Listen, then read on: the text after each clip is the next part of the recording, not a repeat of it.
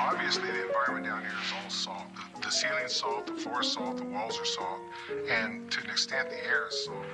And you breathe that in, and you can constantly taste the salt.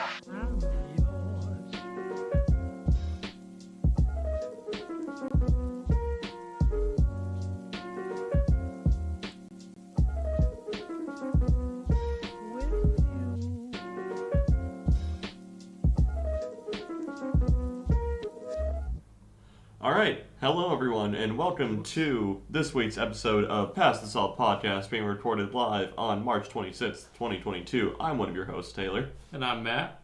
And we, of course, have a wonderful show, as usual, lined up for you guys today. But this might be one of the last live streams of Pass the Salt, at least on this channel. Matt, do you want to explain why? Yeah, so I'll dive into that. So, to put it bluntly, YouTube doesn't like a channel streaming and there we go. Streaming and putting out videos because it mixes the channel algorithm up and doesn't help spread it, and that's what we are trying to aim better to do is grow our channel now. And one of the things holding us back from doing that is actually podcasting, to put it funny enough.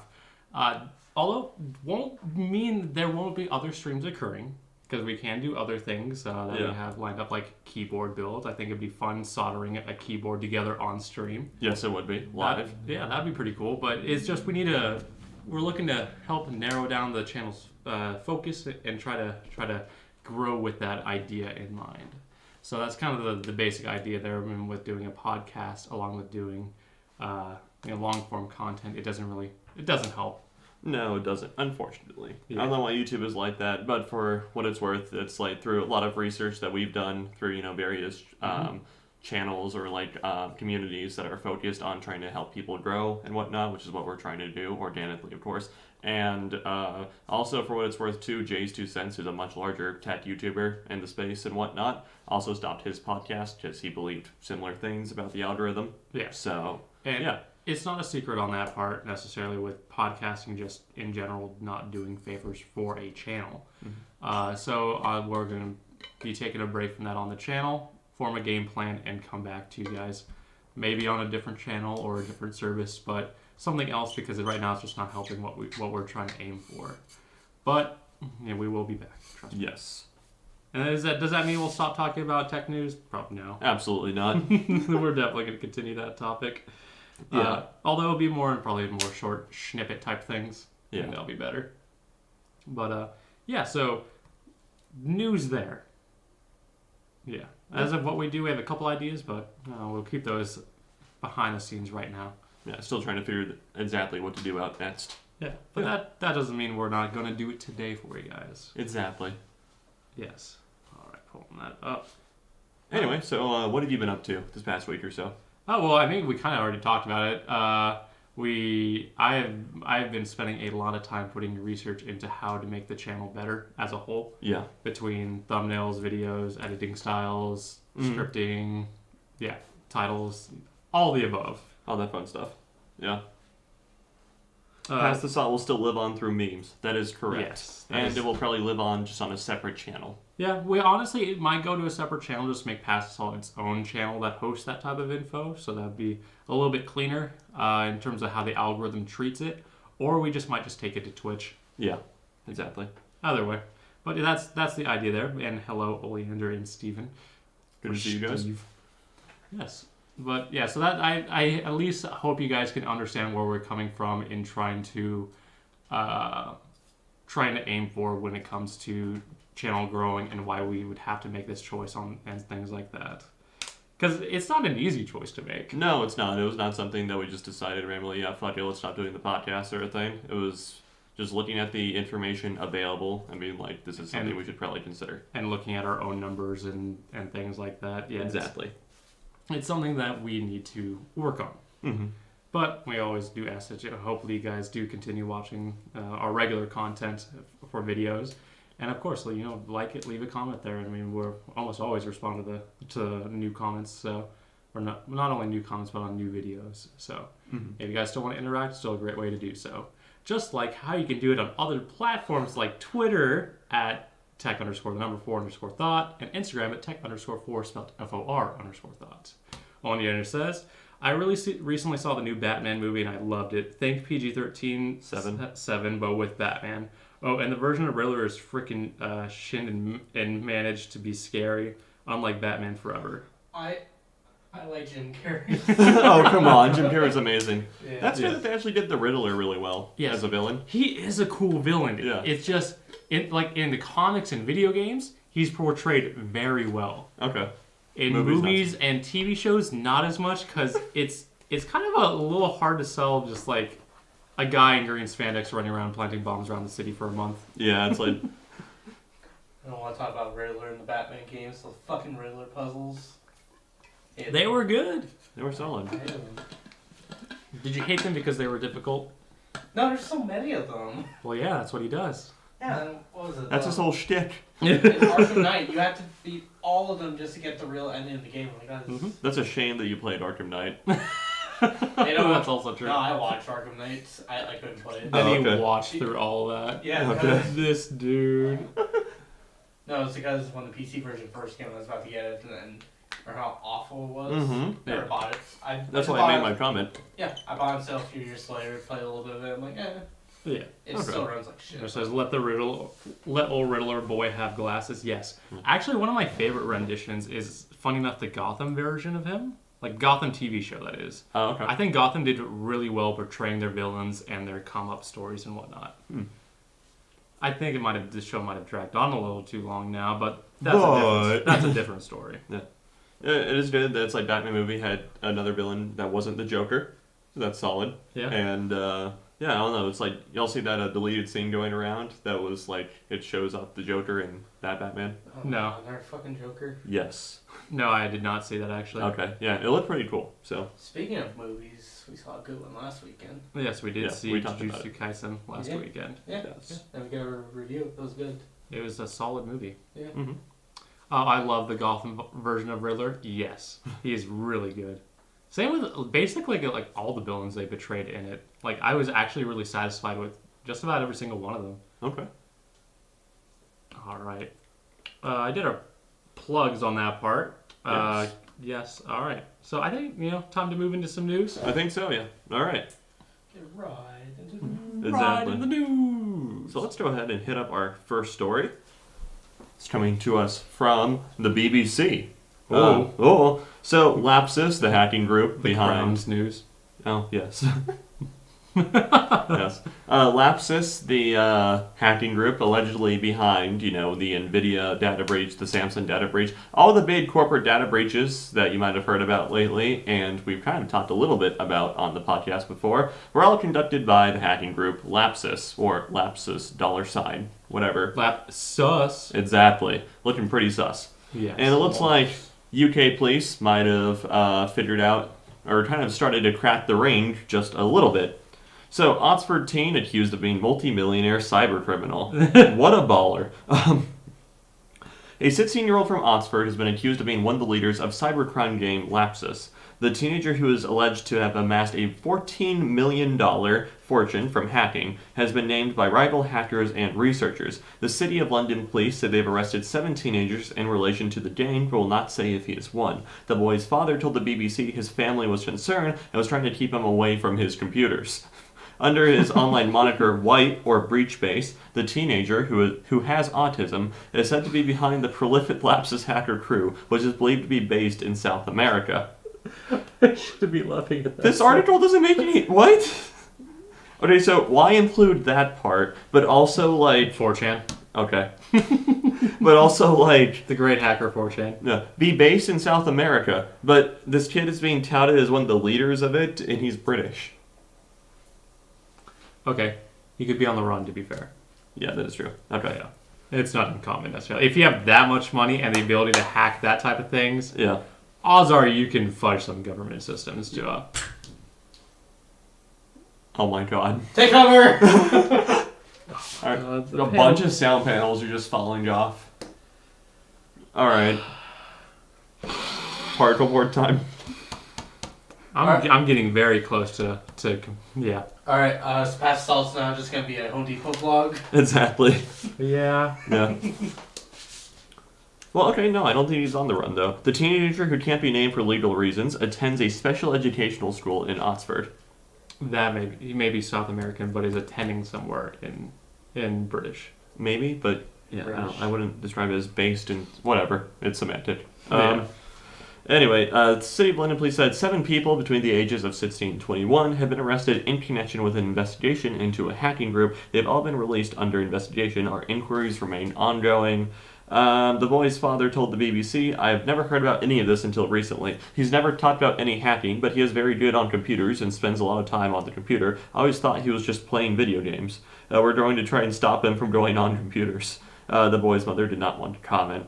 So... yeah. So I think I might have. So in the first line, it literally says 16-year-old from Oxford. So that might have gone where you thought he was from British, but it was talking to Oxford, the school specifically. Yeah, I know. That's in Britain. My point is, he still can be from South America, like his origin. Okay, he's just attending Oxford. But then, I don't know, if he's running the organization out of, like, London and whatnot, I wouldn't exactly call that South America-based. But his nationality... Okay, that's not what it was said, though. But I see what you're saying. His nationality could be South American. But yeah. It just said the group was South America-based, which it made sense to me because this kid is running the group out of London, and all the teenagers that were arrested were in London also. Yeah. That doesn't... It also could be a red herring. That is also true. Yeah. Yeah. Anyway. Yeah. So, I guess the kid who was arrested, White, as his username was outed or doxed on a hacker website after an apparent falling out with business partners. Hackers revealed his name, address, and social media pictures. He also posted a biography of his hacking career, saying after a few years, his net worth accumulated to well over 300 bitcoins, which is close to 14 million. Woo! He is now affiliated with a wannabe ransomware group known as Lapsu, who has been exploiting and hacking several organizations. That's a way of putting it lightly, I guess. Yeah. Yeah. We've had his name since the middle of last year when I identified him before the doxing, said Allison Nitson, Chief Research Officer at Cybersecurity Investigation Company, Unit 221B. Unit 221B, working with Palo Alto after identifying the actor, watched him on his exploits throughout 2021, periodically sending law enforcement a heads up about the latest crimes. Mrs. Nitson says researchers tracked him through a trail of activity linked through a nearly unbroken stream of the boy's online accounts. We did by watching the post history of an account and seeing older posts provide contact information for the guy. Mrs. Nitson says the trail was followed thanks to mistakes White made in failing to cover his tracks. Ugh. That's how they get you.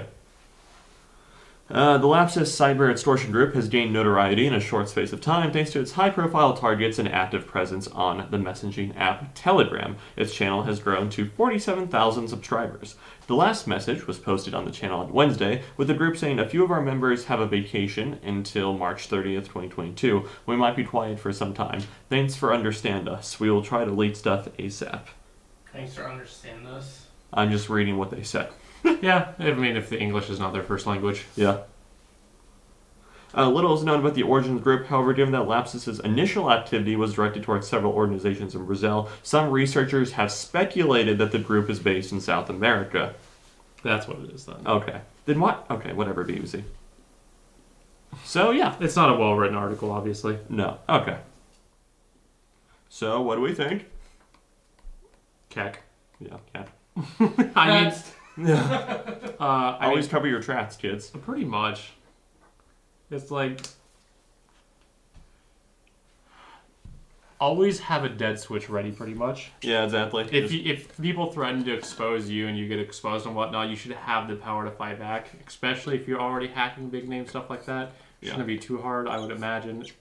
Just tracking down other people, especially if you have them on a messaging service. Yeah, exactly. Also, the article made it seem like this kid was pretty lax with what information he was willing to share, like, online, anonymously and whatnot. I don't understand why it's such a hard concept to grasp for kids these days to, like, not just post everything about your life online. Well, we come from a slightly different generation, to be fair. I guess so, yeah. That weird in-between generation between millennial and Gen Z. Yeah. Yeah. That 1997 to 1999 period. Exactly. Damn kids these days. Based. Yeah. Based. But it's just what it is nowadays. It's for kids more or less to have a social life, especially with being from home the past couple of years. Yeah. Social media is their life. Yeah, I guess so. Yeah, so. I guess it's like it's on like a public social media. It might make sense. Still, I don't know. Even on my Twitter account, I'm fairly like I think the most people know about on Twitter is like Arizona, and that's it. Which The amount of hentai you've seen. exactly, and I would describe that as some information. yeah, I mean like in terms of like personal information. Yeah, but also like if you're onto any sort of anonymous forum, like hell, even like 4chan or something, right? Never post anything personal on 4chan or any sort of like anonymized forum. Yeah. People aren't. People are dumb. Yeah. I mean, I don't want to put it this way, but in the article, they did say he had autism. I don't think that necessarily means that he's stupid, though. No, it just means that they're more inept when it comes to certain social skills. Okay, no, I got you. Oh, yeah, that could make sense, because, like, he could be trying to come off as more sociable and everything, so he could be more open of a person to who he is. Okay, Yeah. I see what you're saying. Yeah. Okay. Yeah. All right, so, whatever. I didn't want to put it that way. No, it's fine. But, I mean, it made sense, though. yeah, that's the thing. Yeah. All right, well, snitches get stitches, that's all I have to say. But no bitches. Evidently not. Snitches get stitches and have no bitches. Yeah. Okay.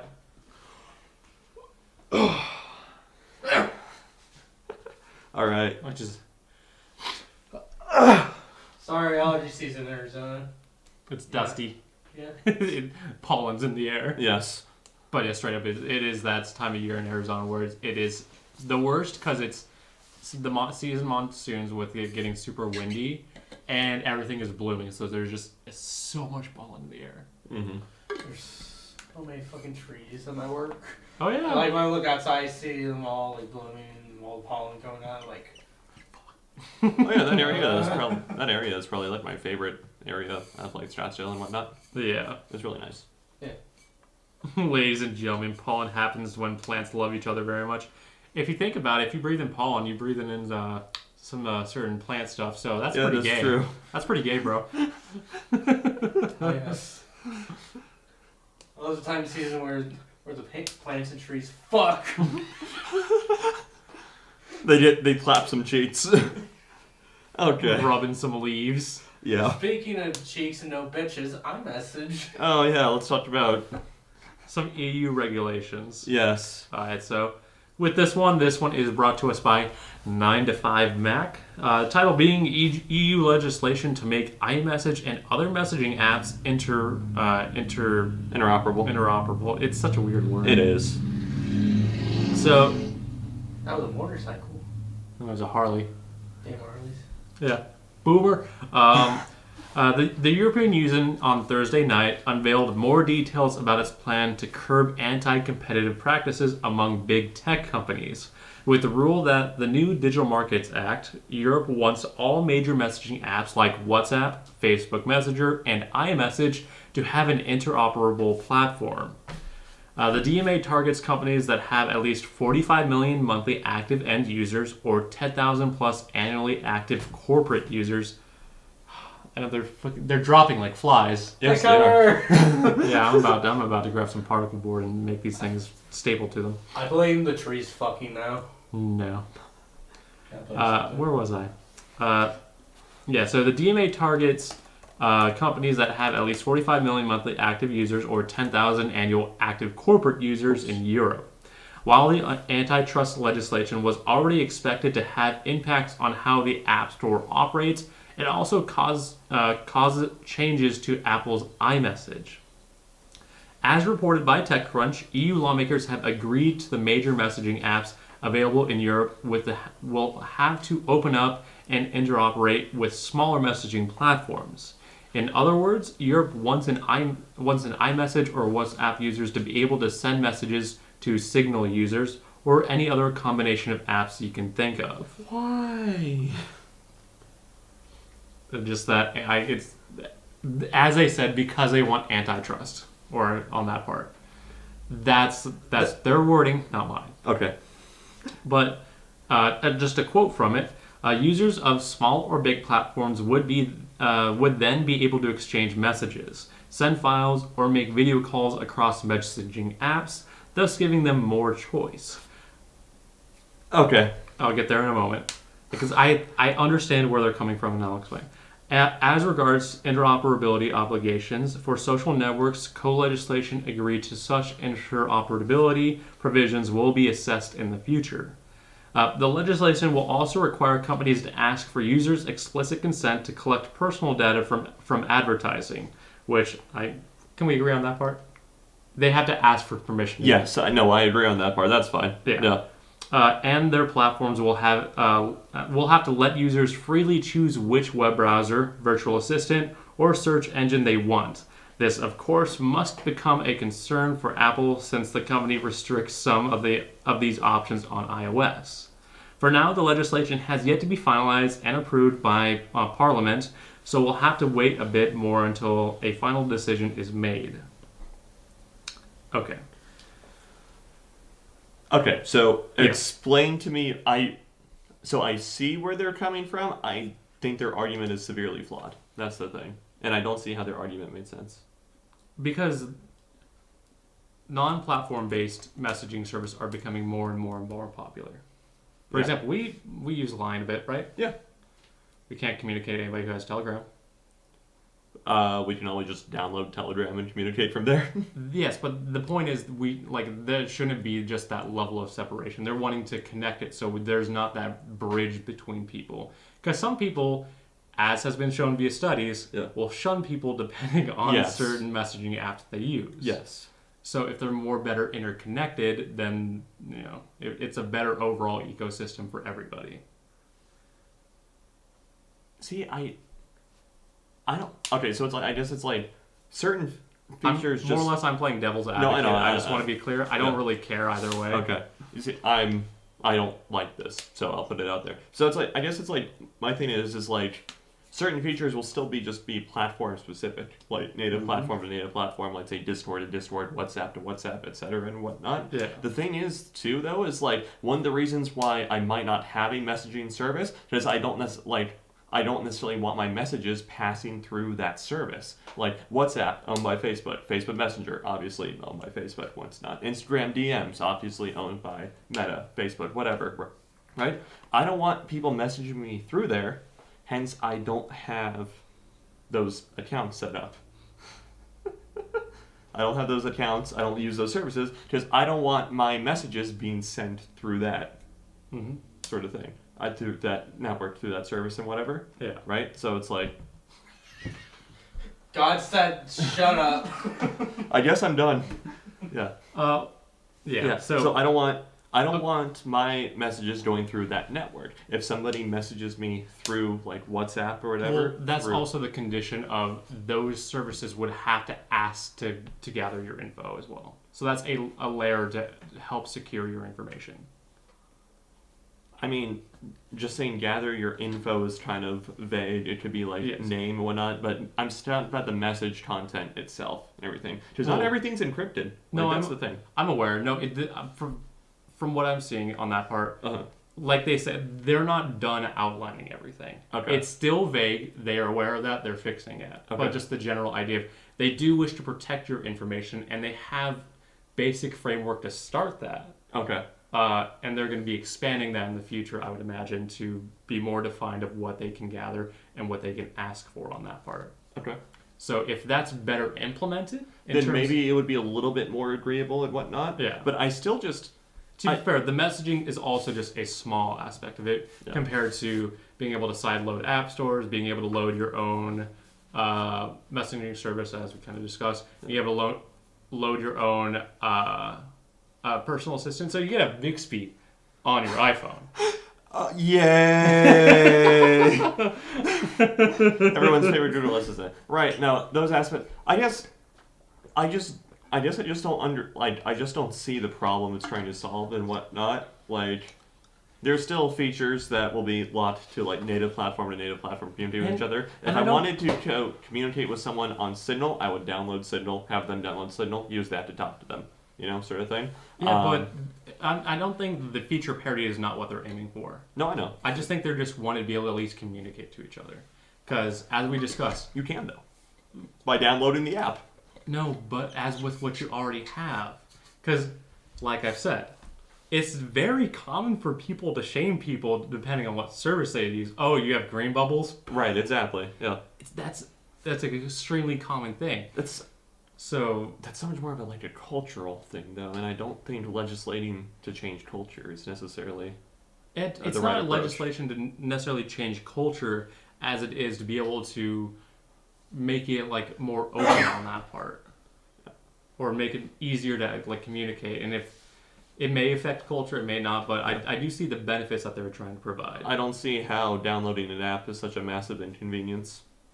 With iMessage, it's kind of a different story, sure, and whatnot, but it's not like I can't communicate with people who use iMessage, not with an iPhone. Yeah. Also, too. It's just regular SMS, which, granted, I guess you get into the other countries argument where it's which I've talked about before in videos and whatnot, where it's other countries don't necessarily have unlimited SMS, or in India, phone plans technically have SMS, but the government regulates numbers to be 100 messages per day to cut down on spam, because Indians love to send good morning texts to each other. Mm-hmm. And so, it's kind of funny. So they just all use WhatsApp or something. Yeah. Yeah, so it's they've already gone on to these third party services and whatnot. And okay, as for the virtual assistant, or the I don't, it's the EU doesn't understand the concept of a certain hardware will have certain software features to it and whatnot, and it's if you want to have different app stores, if you want to have a different virtual assistant besides Siri and whatnot, don't buy an iPhone. If those are seriously big considerations for you, But and you're what if you like iOS as a whole but don't like Siri? well, I mean that's nuts. What harm? Okay, let me put it this way. Yeah. What harm does it do giving people the option? It doesn't do anybody any harm. It's just more of I guess it's you have to respect the independence of the hardware too. That's the thing. But it's also a question of how far can the isolation go between services? Because Apple obviously doesn't want you using anything else. Right. Yeah, so it's the level of, okay, that's very, at what degree do we cut off the antitrust on that part? So, that's what, 1, 2, 3, 4, Yeah. 5, 6. I mean, it's also because of heat. It's a little warm in here. Yeah, That is true. Toasty. yeah, that's light. It at some point, from what I'm seeing they're trying to do, is just make things more open and more competitive on that piece. See, I guess I view it as it almost cuts down on competition. That's the thing. If you can communicate between platforms and have more open, Then I'm not downloading another app. Then yeah, that's the thing. If I would just then need you one... can make the choice that you want. You're not forced to download another app. If somebody has Signal and you want to talk to them, Yeah, you have to get Signal. yeah, Yeah. then you don't have to get Signal if they just communicate back and forth. Then I guess what's the point of even having different messaging apps then at that point? Why not just have one? Just the one that comes on the phone? That's fine. That's all you need. No more Discord, no more Line, no more Cow Chat. Why no don't we more... just text them? Yeah, exactly. Yeah. It's Why 'cause don't we just It's because text? we like certain features that are in these platforms, sort of thing. Yeah. I'm saying those features might not exist if you're communicating with someone on a different platform. I'm not saying that they need to be feature parity, Okay. because there's no reason for that. Why can't I just send a message to somebody or start a group with some, start a text message with somebody from another platform on that part? Why can't I just make it easy for them like that? Well, what if you can get Facebook message text on your phone? Yeah. That was a big thing in high school and college of having issues, is you didn't have Facebook. Yeah. And you had issues because you weren't notified of anything. Nobody really let you know because everything happened within the group. Yeah. What if that group was able to send you a text? I mean, they were always able to. They had my number, or they had other ways to reach me. Yes, but I'm on the one platform that they have. The reason why I see it this way is because it's easier to do everything from what you're familiar instead of branching out. I think you're giving way too much hope to people to actually try something new. I am, yeah. Honestly, I don't understand These why same it's... people pay for porn, Taylor. Okay. I don't understand why it's such a big issue to download a different app. That's the thing. What if you don't have space on your phone? God, delete hentai or something. I don't care. But what harm does it do? To me, it stifles competition. That's the thing. It's people make... I don't know, people make the choice... Yeah. Matt makes a good point. Okay, whatever, Oleander. Yeah. To me, it's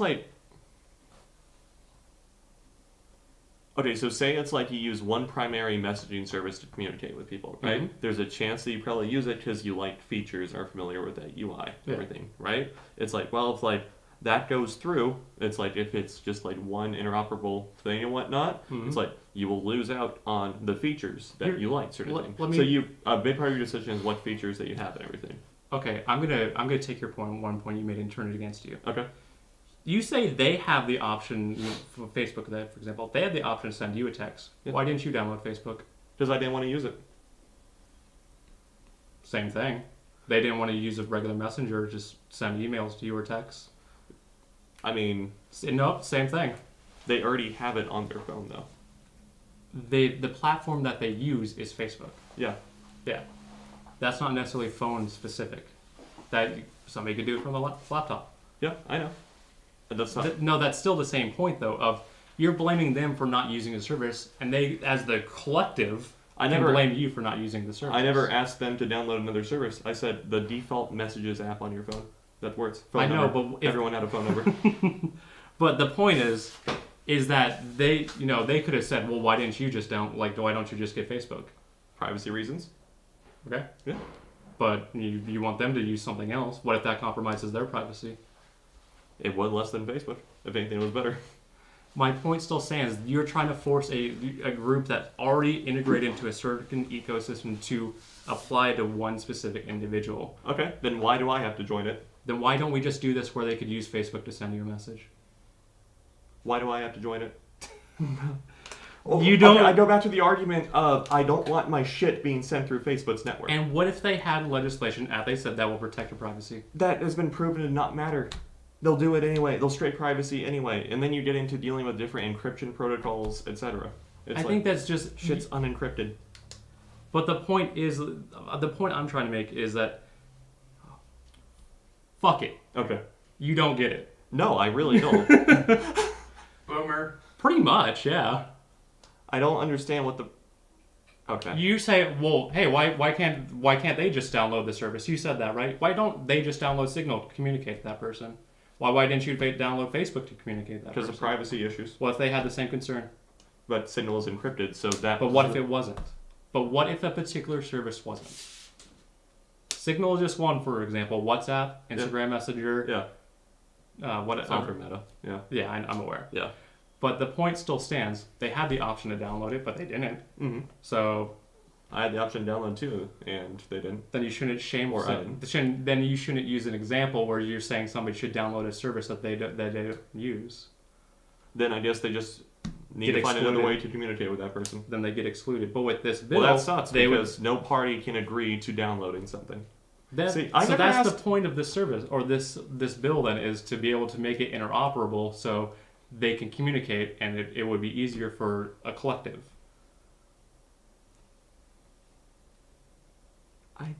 Okay. You should probably move on. Yeah. No, I'm dying on this hill. Oleander says, look, I don't like Facebook either, but at the same time, I don't see this as a huge issue. Just get a Discord or a WhatsApp or Telegram and if you're a furry. No. Cash. Or Telegram if you're a furry. There we go. Yeah.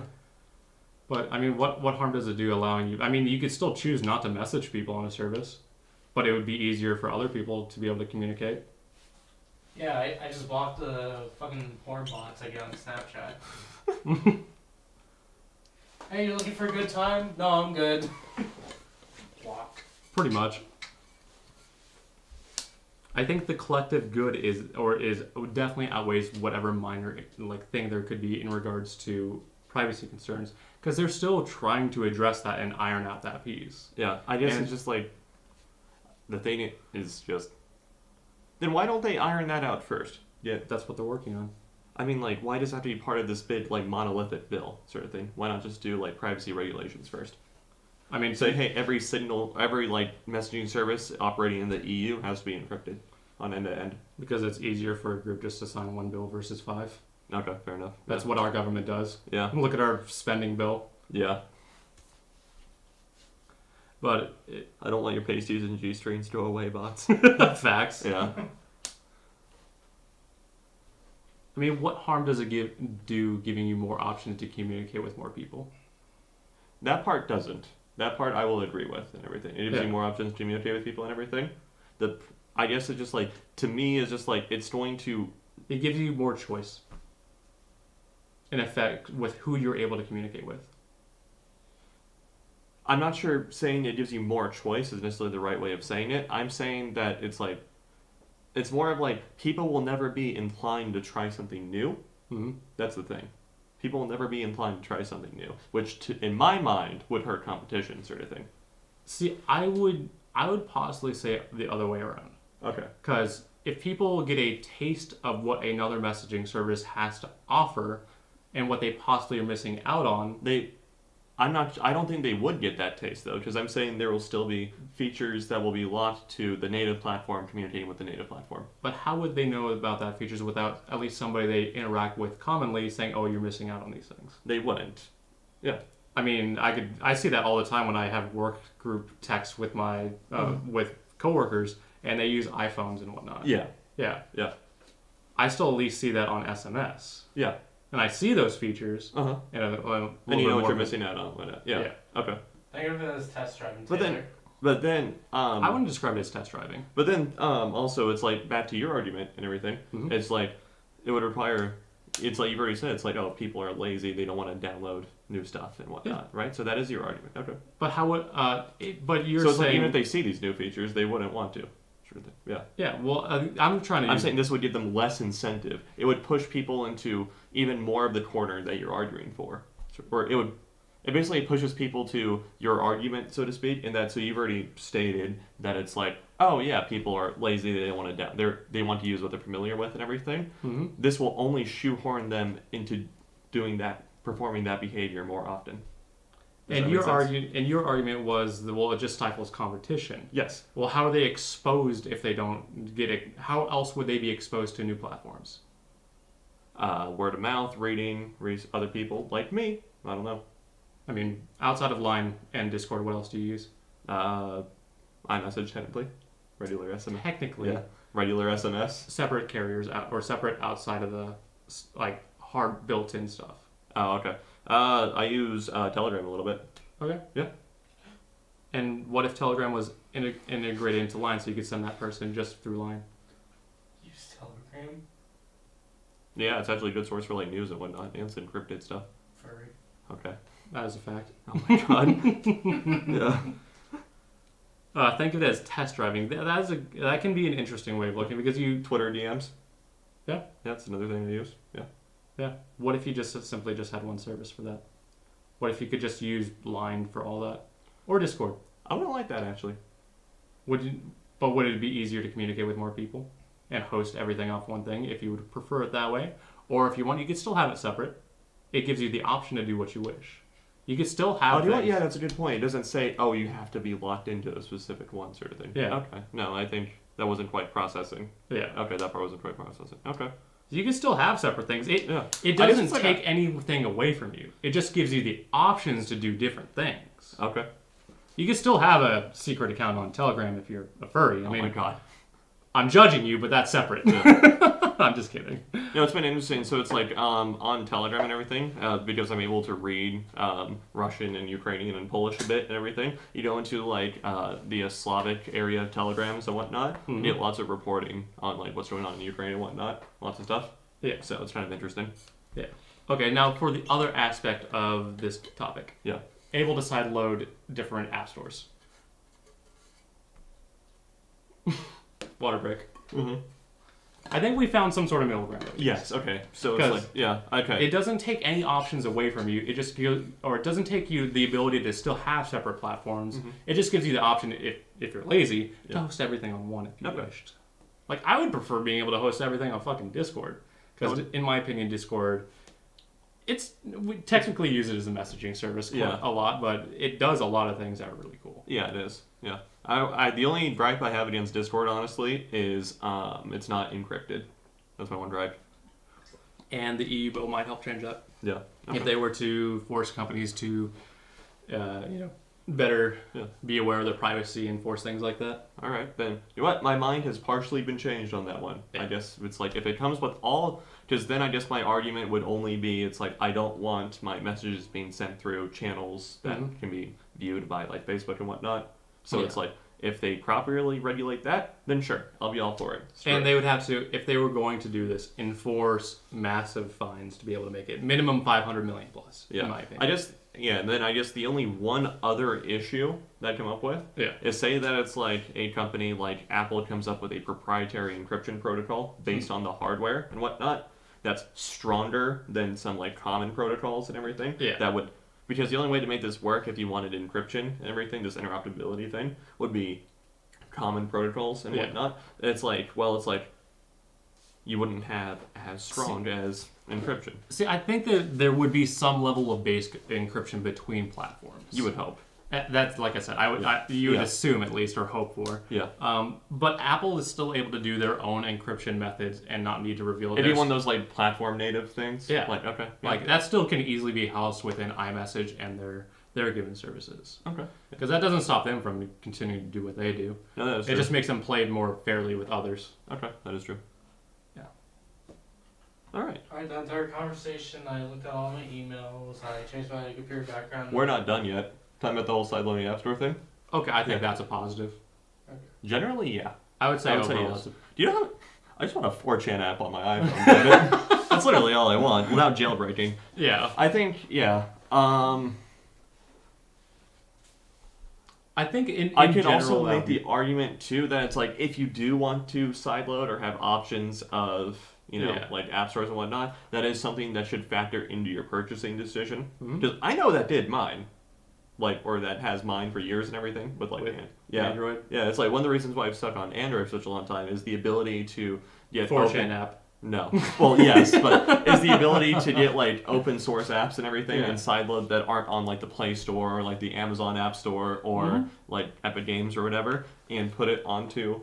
Yeah. Well, that's pretty cool. Lots of experimental like cool apps and whatnot. Yeah. Like there's one that I played around with. It's like they used this one of the sensors where it's like you tapped on the back of your phone multiple times, you could bind it to a function. So yeah. Yeah. 4chan, Oleander says 4chan is the chaotic neutral if that alignment was a website. That is very true. I would describe it as chaotic neutral for sure. Yeah. It does chaotic things for its own self-interest, like fucking with Shia LaBeouf. Yeah. Which was hilarious. That was art. Yeah. Yeah. Okay, so. Okay. Next one. Personal AIs. Would you want to load Bixby on an iOS? No. There are some AIs that are so dog shit, I'm glad that they're locked to the hardware and whatnot. Like, I'm glad to not have Bixby on my iPhone. Yeah, but at the same time, you should also be glad you don't have Siri on, like, a Note 20, because Siri is pretty bad, too. At least Google is. So it's like, Google Assistant works, and Alexa works across the board with stuff and whatnot. Just separate. Just the level of integration is what changes on hardware. On Android, Google Assistant is, like, pretty much built into the operating system at this point and whatnot. But on iOS, on iOS. Yes, iOS. iOS. Onion. On iOS, it's like Siri is obviously built into the operating system, essentially. Yeah. But like you can still get Google Assistant and like Alexa, you just have to download the app for it. Yeah. So. But it's like instead of having to like because you can do certain commands to make Siri happen. Like you just did like the verbal commands to make Alexa happen. Right. Yeah. Or Google Assistant, or Bixby, or Cortana, even. Yeah. Yeah. Cortana is still very young and innocent. So pure. Yeah. So innocent. They also got after a dude who harmed cats. Oh yeah, Buddy the cat or whatever. He's gonna make it. Oh, he is? Yeah, Buddy the cat's gonna make it. Yeah. Anyway. But yeah, I will say one thing though: punish the deed, not the breed. Pit bulls can be very sweet. But yeah, so we kind of went over that in full there. Yes. Okay. But I think at least it would force Apple to play a little bit more fair on that part overall, because their walls are only getting higher and higher by the day. Yes. And the amount of shaming that's going on. Like, my 60 to 70-year-old coworkers made fun of me one time for not having an iPhone. I shit you not. He was roasting me in the chat because he couldn't add me to the group. Oh my god. And he had to start a whole new group because of me. I was like, fuck off. Cope. Yeah. The entire conversation, I checked all my emails, made a new computer background, and ordered a new coffee tumbler from Amazon. Who's on your computer background now? I don't even know. She's around one. Brand card, I don't know. It's just like cool. Nice. Yeah. Neato. Alright. Next topic? Yes, let's stop it. We're only at topic number 3 and it's already been 50 minutes. Fine. Oleander says, Matt, I'm typing on this on an Android phone. You're not alone. Thank you. Hell yeah. I am technically the only Android person in this household right now. Technically. Yes. It's going to change in April. Maybe. Yeah, maybe. You mean May? We'll talk about You it. mean June? I was going to say it got pushed back again, didn't it? Yeah. We'll It's talk now about in it April. Yeah.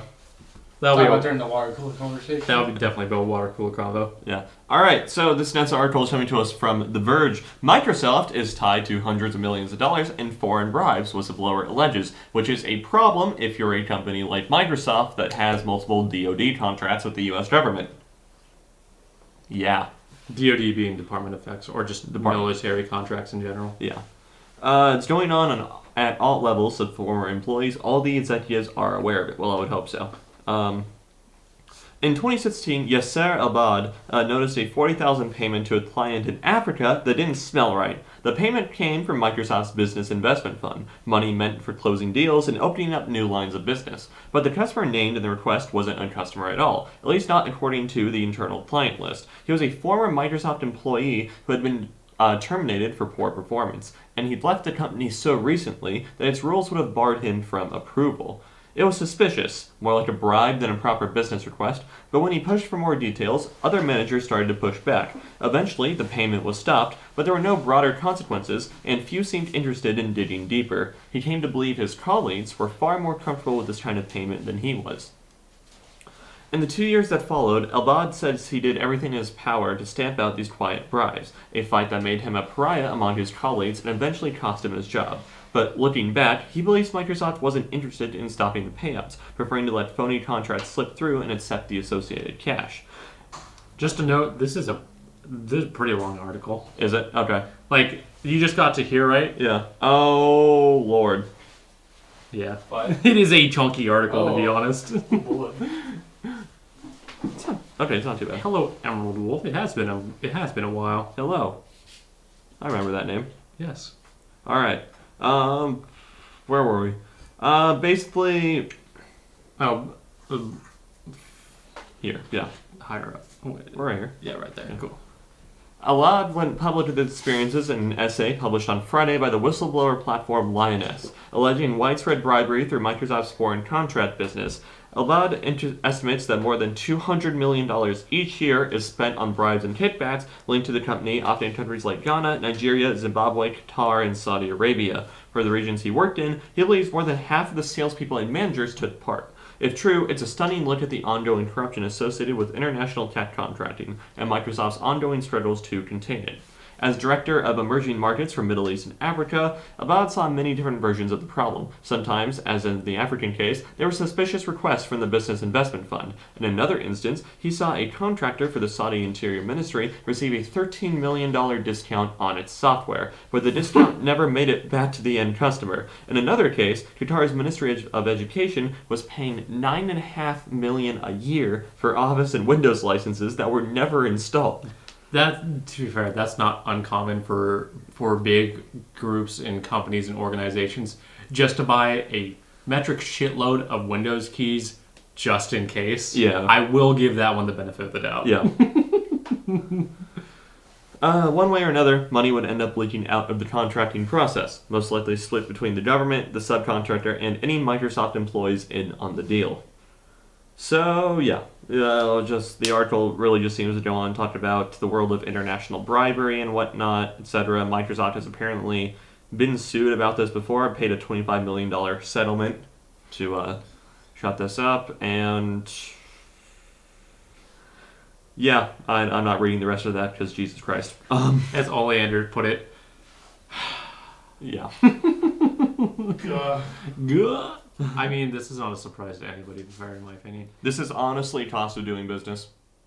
Yeah. Well, the bribery, no. No. But the fees, yes. Yes. Because, to be honest, big organizations, especially news ones nowadays, have huge chunks of their budget. I'm talking sometimes hundreds of millions of dollars set aside Just for stuff like this. just Yeah. for settlements and just for paying fees. Mm-hmm. That's how it operates. Yes. It is. It's common. It's...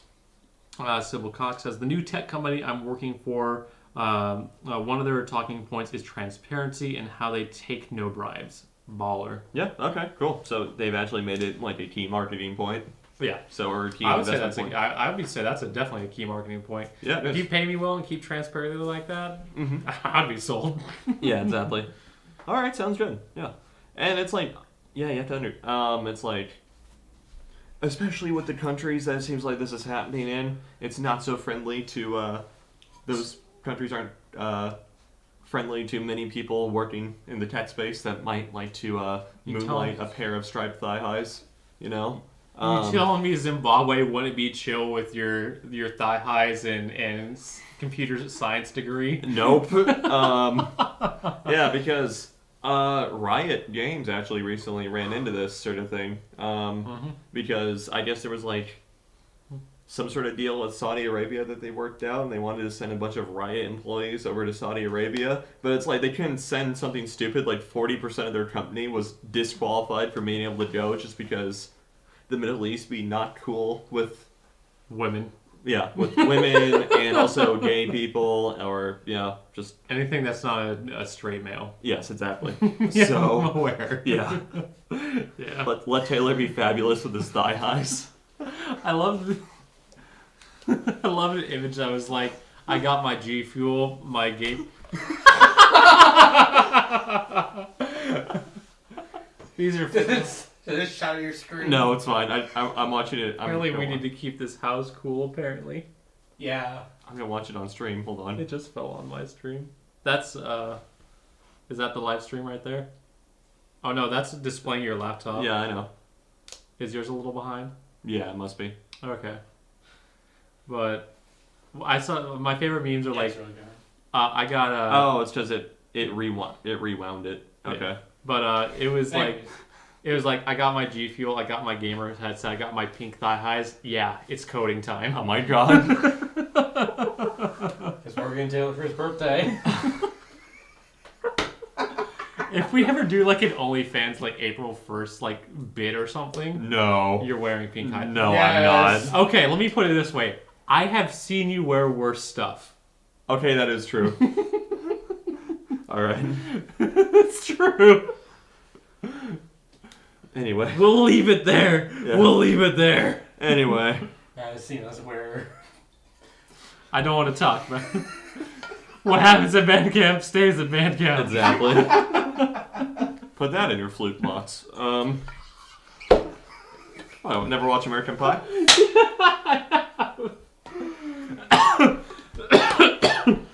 I'm Alright. probably peeking the mic with my coughing.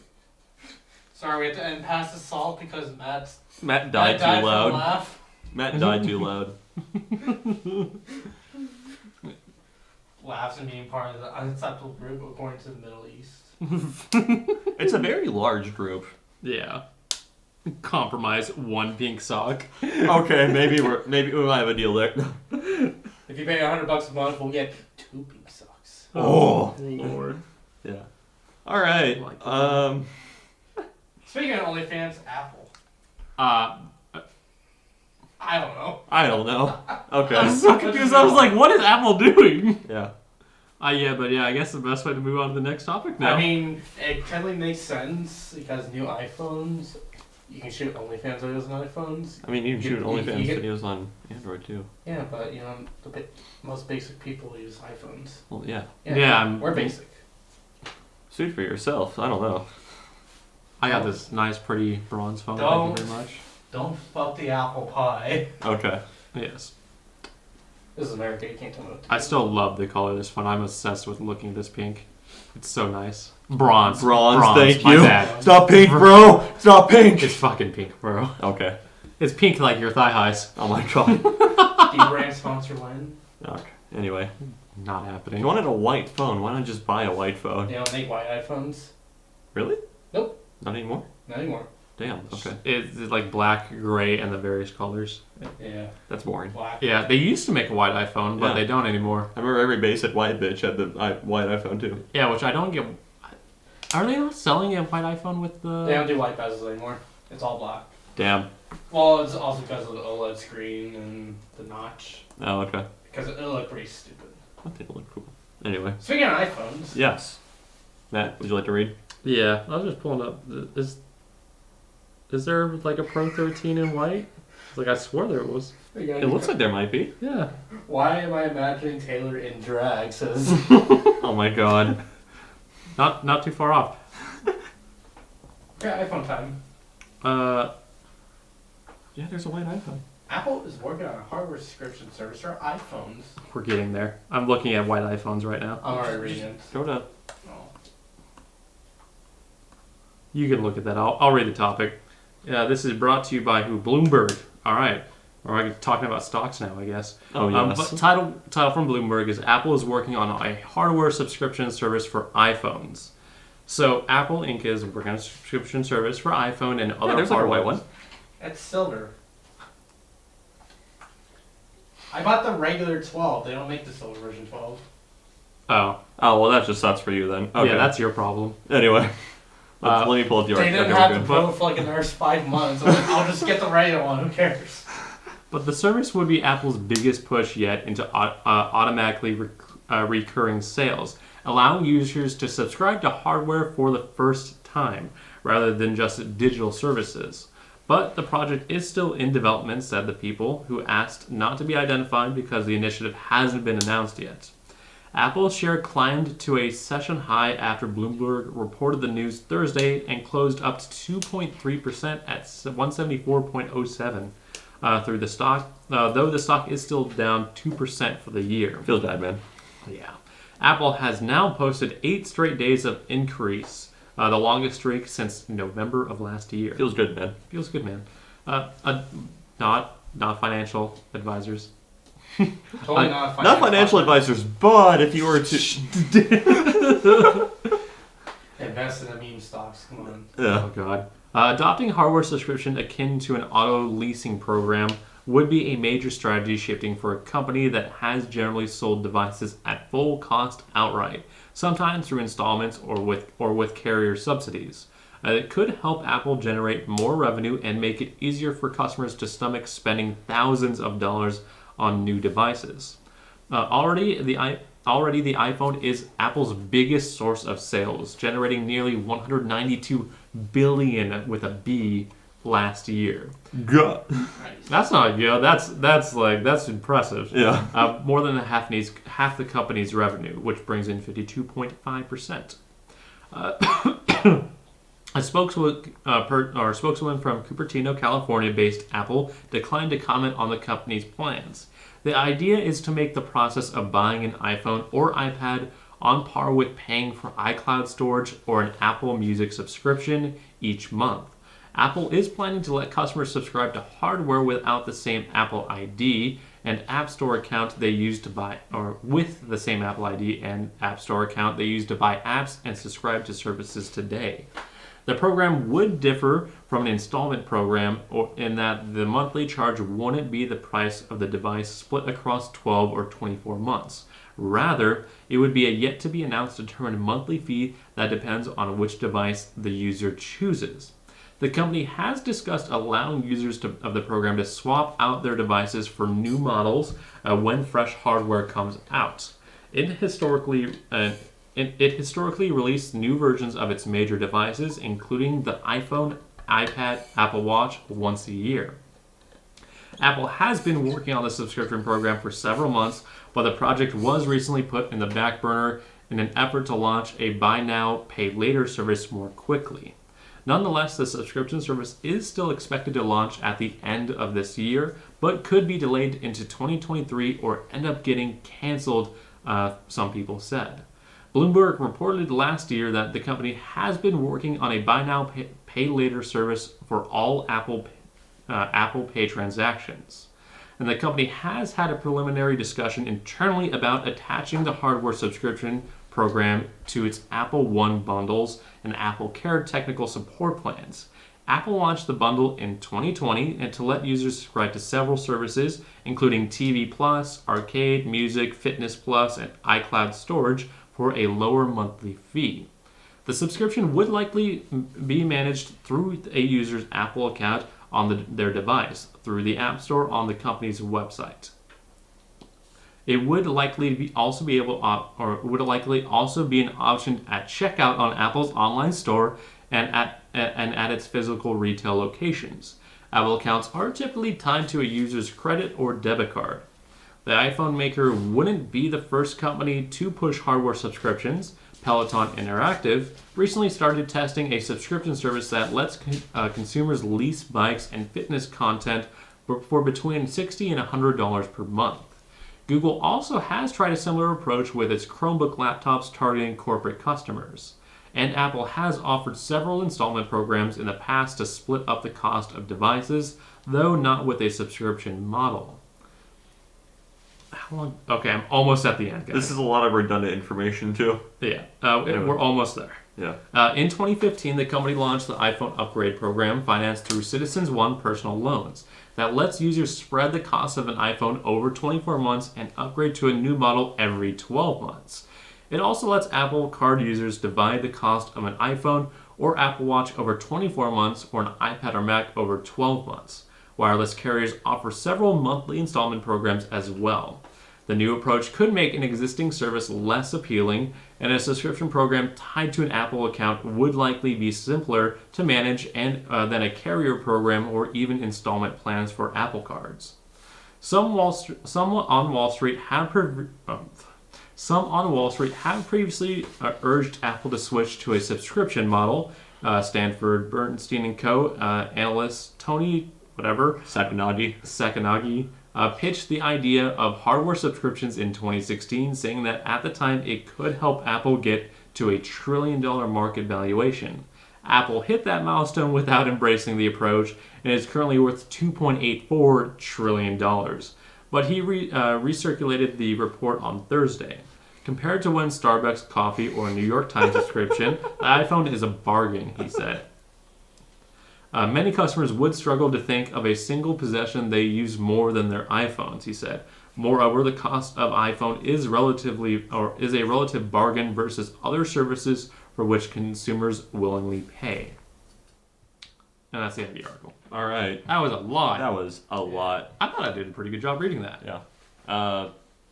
Okay, cool. We're on. Oleander says, why do I feel Apple is keeping all the adult apps through the subscription thing? Yeah. Yeah, I could believe that. Yeah. All right. Well, all I have to say is that you will own nothing and you will be happy. Yeah, I mean, this isn't entirely different. So we've talked about in the U.S. before how it's like most people just lease their phone through their carrier. Yeah, right? yeah. That's not entirely different from that. And it's a little bit of a different mechanism technically. Yes, I'm just saying it's like that's not. It's not just managing who controls the contract. Yeah, it's just not functionally different than that. And it's like with there are a bunch of like cheaper independent mobile carriers in the U.S. now and everything. There's like Minting and whatnot, all that fun stuff. Yeah. That don't necessarily have the retail power to lease out phones to people. Mm-hmm. So at least yet. Yes, at least yet. They so are growing. I will admit that. Yeah, so it's like people who are on these. This might be an option for people who are on this sort of phone systems. Yes. Yeah. Which it is true. It does afford an option, especially if for the people who are very much into consumerism and have to have the latest thing. Mm-hmm. It is at least a cheaper alternative on that piece, depending on how they price it. Yes. Yeah. So there's that piece to it. They already do some form of leasing with allowing you to buy now or get it now, pay later in that program. Mm-hmm. It's just expanding it to the stream for what I would describe as the hardcore Apple enthusiasts. Mm-hmm. Sean, would you get it? If I go for a Mac student, no. If you could pay, say, $50 a month, and every time a new iPhone, Pro Max came out, and you got it in your color, would you pay for the subscription? Well, I mean, it's kind of like what Apple's doing right now. Instead of like financing phone, you're just leasing it. Because what Apple does... It wouldn't be leasing, because it would technically be different, as in you subscribe to be able to use the phone. You would never actually own the phone. Yeah. Okay. Yeah. And if your subscription lapsed, that phone's locked. Bricked. Yeah, pretty much. It would be I was about to bricked. bring that up. It's like, I hope they have like a grace period or something. Because like, what if like you get like a new debit card or something, forget to update the payment info, and I it's would like, imagine- they try to charge it. It's like your phone's just fucked. Apple may be a dick, but I don't imagine they're that much of a dick. They would want to find a way to keep using their stuff as much as possible. Yeah. They would honestly probably push you to use Apple Card or Apple. Yeah, they would just find Yeah, Apple I credit would say the same confuses me a little bit because it reminds me of the monthly thing that Apple does right now. If you have an Apple Card, Yeah. if you have an Apple Card, you can get an iPhone monthly. It's sort of like, yeah, but you eventually own it when the term is up. Yeah, though. but That's this the one, thing. no. But at the same time, honestly, if I get a new phone, Uh-huh. I'm trading in the current one I have because I don't really need it anymore. Yeah. Well, that's the thing of a Yeah. subscription service. In technical, because they release a phone roughly every year. Yeah. You pay $50 a month, and that equates to about $600 at the end of the year. Yeah, You're paying roughly what would be $600 for the latest model each time it comes out. that's what I'm technically doing with T-Mobile right now. Is I'm part of like whatever their subscription thing is, or their loan program. So like I don't know what it's called. I've never been into any of that. Yeah, so I pay like 50% of the phone, and then when that 50% is done, I can either pay the rest of the phone off and just keep it, or I can just trade it and just get a new phone. Right. Yeah. Yeah. So it kind of reminds me of what I'm doing right now. So I mean, if the Apple one's cheaper, I might just do that when I get the next iPhone.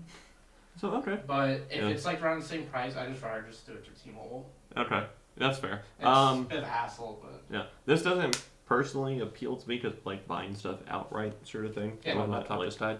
No, like this is outright, bought outright. My iPhone is now bought. Although I bought it through the carrier, it's bought outright also. Basically, nice. Yeah, I started at like 100% battery, 90% into battery. where the camera is plugged into that brown cable. Yeah. oh my fucking god. I should have done this before the podcast, to be honest. I thought I might be able to survive. But we kind of dragged on a certain topic for too long. I'm sorry. No, it's fine. You left your keys in my car for 3 days. That is also... The camera died. Can you not drop the shit? Yeah. Anyway, but it's like because you never actually own the device, and that it's like I can imagine this might be convenient for some people, but it's like I wouldn't be surprised if some of the terms of like essentially renting your iPhone from Apple and everything comes with like you can only get it repaired at Apple. Oh yeah, there's Citizen. definitely. I gonna be guarantee things you like there's that. someone But caveats like that. I mean, that's kind of the plan with Apple Care and things like that. I know. I'm just saying it's like Yeah. Apple Care is a good service and whatnot that you can pay for Yeah, separately. if you get the monthly thing with Apple Card, you also get Apple Care Plus with it. So Yeah, that's a good deal. Yeah. I imagine that would be the base product. There's gonna have two tiers, and initially from what I see, so there's gonna be the base tier. You get the hardware, and you get the Apple service subscription. You have to bring it to a Genius Bar, whatever. That's like the base level there. That would say be $50 a month. Okay. Yeah. $80 a month would be the Apple. You get the phone, Apple Care, TV, all their features, all their bundled fun into stuff, it. yeah. All the things bundled into it. Yeah. Like $80 a month. It's just I don't know. I would always like to just be able to choose where I get the phone repaired. So, No, yeah. I know. I'm just saying Yeah. that this is what I could theoretically see. Oh no, Apple I know. doing. I agree with you. I see that happening. I'm just saying it's like my stance is like. Oh no, I agree. Yeah. I'm much more for buying out a device outright. Yeah. So I mean, anyway. I've never shot an iPhone screen before. Like, if I saw the Apple Care on this, I would just take the Apple Store because it's free. Tier free or it's like $30. Yeah. Apple Which Care is is fine. nice. But after that, it's like hundreds of dollars. You're better off just taking it to like a third party place. Yeah. Yeah. That's what my parents do because my dad dropped his phone all the time. Feels bad, man. Yeah. At this point, I'm like, why don't you just buy him a new phone?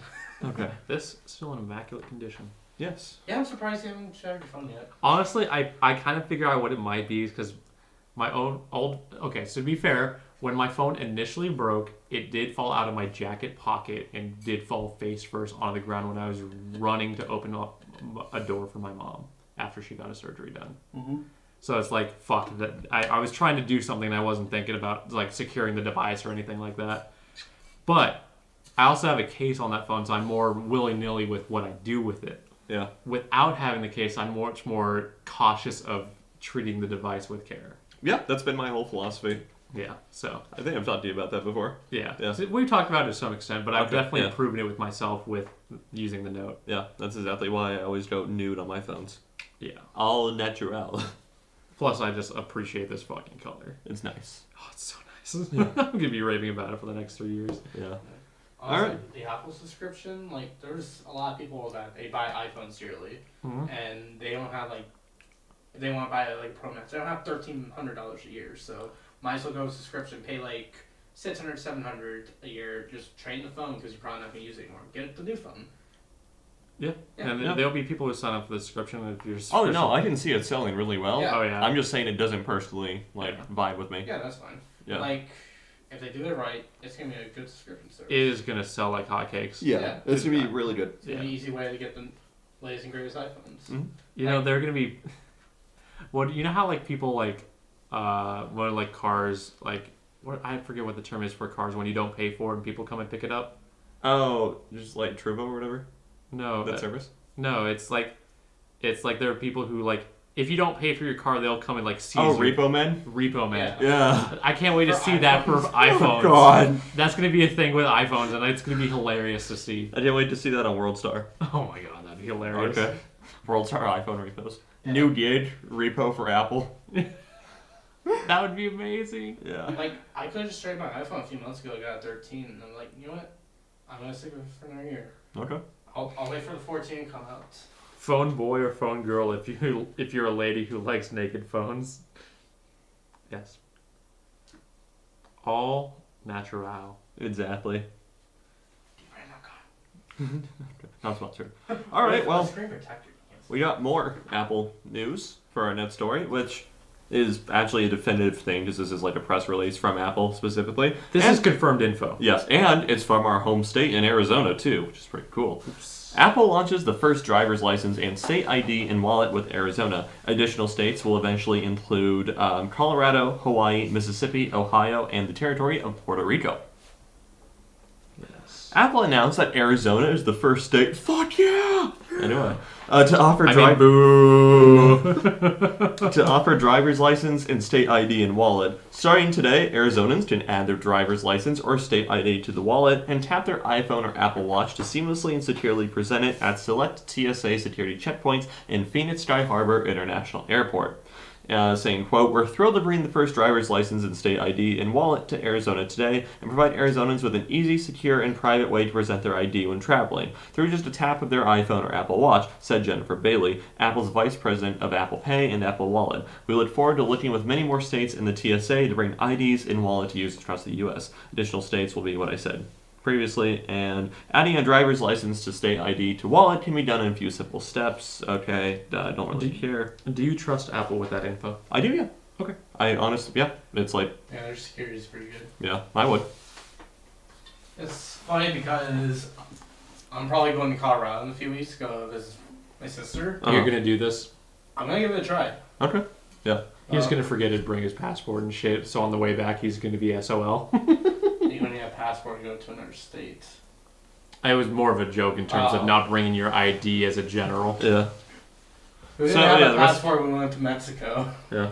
Who still got back from Mexico? So, yeah, Barely. it still says... Barely my ass. I was Yeah. fine. So, yeah, just a bunch of a bunch of information and whatnot. Yeah, so you just tap it at TSA places, your picture will pull up, the TSA agent will be like, yep, this is you, sort of thing. And so, yeah, it's just, I guess it's convenient not having to, yeah, take this shit out of your pocket. That'll be So, quick.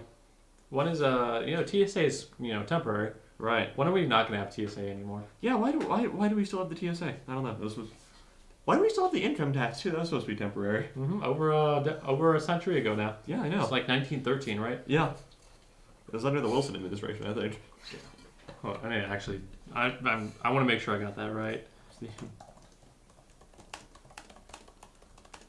Fact, sure.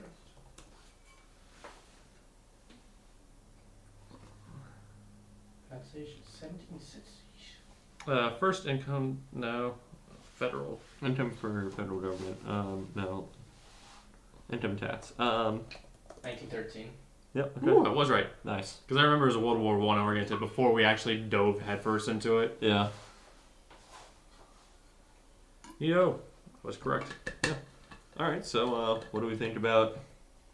I think honestly, it's pretty cool. Mm-hmm. I can't wait for somebody not to be able to like get on it because either they forgot like a physical ID when their stuff dies. Yeah, that's gonna be. Yeah, that's gonna be a problem. It's just gonna be another point of failure for people to deal with, you know. Hey, do you have an And- ID? My iPhone said. Oh my Fuck. And I'm curious in how, like, I assume they at least communicate with each government in their own particular way to verify the info. Yeah. So what I imagine, not all states have this, but Arizona does because you know how it's basically like a system. It's like Sí, señor. it's like an electronic verification system. It's like an electronic verification system that has a database of like the state IDs and whatnot issued, and like their info is tracked over time for like age of the person and whatnot. Mhm. Because through like Postmates or like DoorDash and whatnot, if you can order alcohol through those services, and the person scans your ID and whatnot, and it checks to make sure it's valid with like the state database and whatnot. But not every state has that. But Arizona is one of the few that does. Yeah. So yeah. I see this happening. If they're gonna start doing these like in TSAs and maybe in the future for like bars and shit, I like the little NFC thing. They'll probably have like a charging station right so I'm like, hey, your phone's dead. Give it a few minutes to charge, and then now you can verify. That's way too courteous of them. Okay, so like It's true. It's TSA. Yeah, I was about to say, as Oleander put it, TSA touching your bits for safety protocols and to make sure you're not a terrorist since 2001 or 2002. Yeah. And be one less thing for pickpockets to get too. So it's like imagine you're doing a night. No, okay, hear me out, right? I'm not okay, real quick. I agree with this. I think it's a cool service. Uh-huh. I personally don't like having everything on one device just because I know I let my devices die Oh, okay. very frequently. So I'm saying, imagine it's like you're going on a night out in the town, right? my You're phone's already dead. oh my god. This is a Give me your factual. fucking phone. Bruh, it's fucking charged well. It's charged like 80%, 90%. This died right now. Like you gotta be fucking kidding No, me. you were saying, imagine you're out in the town, like, my phone's already dead. Oh, I'm gonna share Energy Quant in the chat says, "Will the scanner recognize that my name is actually McLovin and I live in Hawaii?" Yeah, that would was be, that's my actually other funny. concern. It's like, can you imagine spoofing this? That's That my would be other hilarious. concern. Is it would be so easy to kind of like spoof this, to be honest. It depends on how well the database is secured, but yeah, no, it's like that'd be hilarious. Like you can spoof yourself to be McLovin. Superbad is such a great movie. I It saw is. that like a month or two ago. I watched it with my sister for the first time. Yeah. Funny as fuck. Yeah, it's so hilarious. good. Yeah. Okay, but yeah, my point was being is like, so it's like oftentimes getting into like clubs and whatnot, you have to show ID and whatnot, right? It's like, And you can flex with tapping your Apple Watch now. well, that, but also it's like you can go out without like your wallet in your pocket and everything. Yeah. That's one less thing for someone to steal. Yeah, that's true. Yeah. That's something really stupid. Oh. Going to the strip club. Oh, I don't have any singles, but I'll just keep tapping my Apple Watch. No, you download a specific app for that night, like that club or whatever, and you can just swipe the cash to them. It's making like, it rain. It's on kind of your like how the watch. Starbucks app, you like preload in like money and everything in like 10, 25 increments and whatnot. Yeah. It's just like go into like a strip club, you preload like $25, you tap it, Making you tip it $1. rain. Exactly. we can make that app. We can make millions. Yes. That would be honestly that would be such a cool service because you could implement like an automatic money turret in the ceiling that spits out ones or fives whenever they donate it. This is such a good business idea. It is, yeah. Okay, we Right now. Use it at the Ammo Cafe. The Ammo Cafe strip club. Oh no. Whiteboard, put it on there. Strippers with Apple Watches. Yeah, it's gonna be the only thing they have on. Exactly. Anyways. The Apple Watch stays on during sex. Exactly. Gotta put in your workout. I gotta track those calories, bro. Gotta keep track of that heart rate. Gotta make a custom workout called sex. Yes. Alright. Anyways. Moving on. I'm having fun. That was really fun. I think that'd be such a beautiful Mm-hmm. Like that would be so hilarious to see set up in and you could go to the strip club and you could pay with like an iTunes gift card payment or like Amazon.com gift cards and pay through the app with those. Is it like an Indian scammer fucking strip club? You have to pay through gift cards. What the fuck? I mean, doesn't Pornhub do that? I don't know. I'm pretty sure I've seen a joke about Pornhub doing that before. I've never looked into paying for porn before because it's retarded. That's fair. Wait, you guys still watch porn? What? You guys still watch porn? I see. I jerk off to numbers. Digits. Okay, bro. Are your favorite digits 6 and 9? No. Apple Watches and banana hammocks.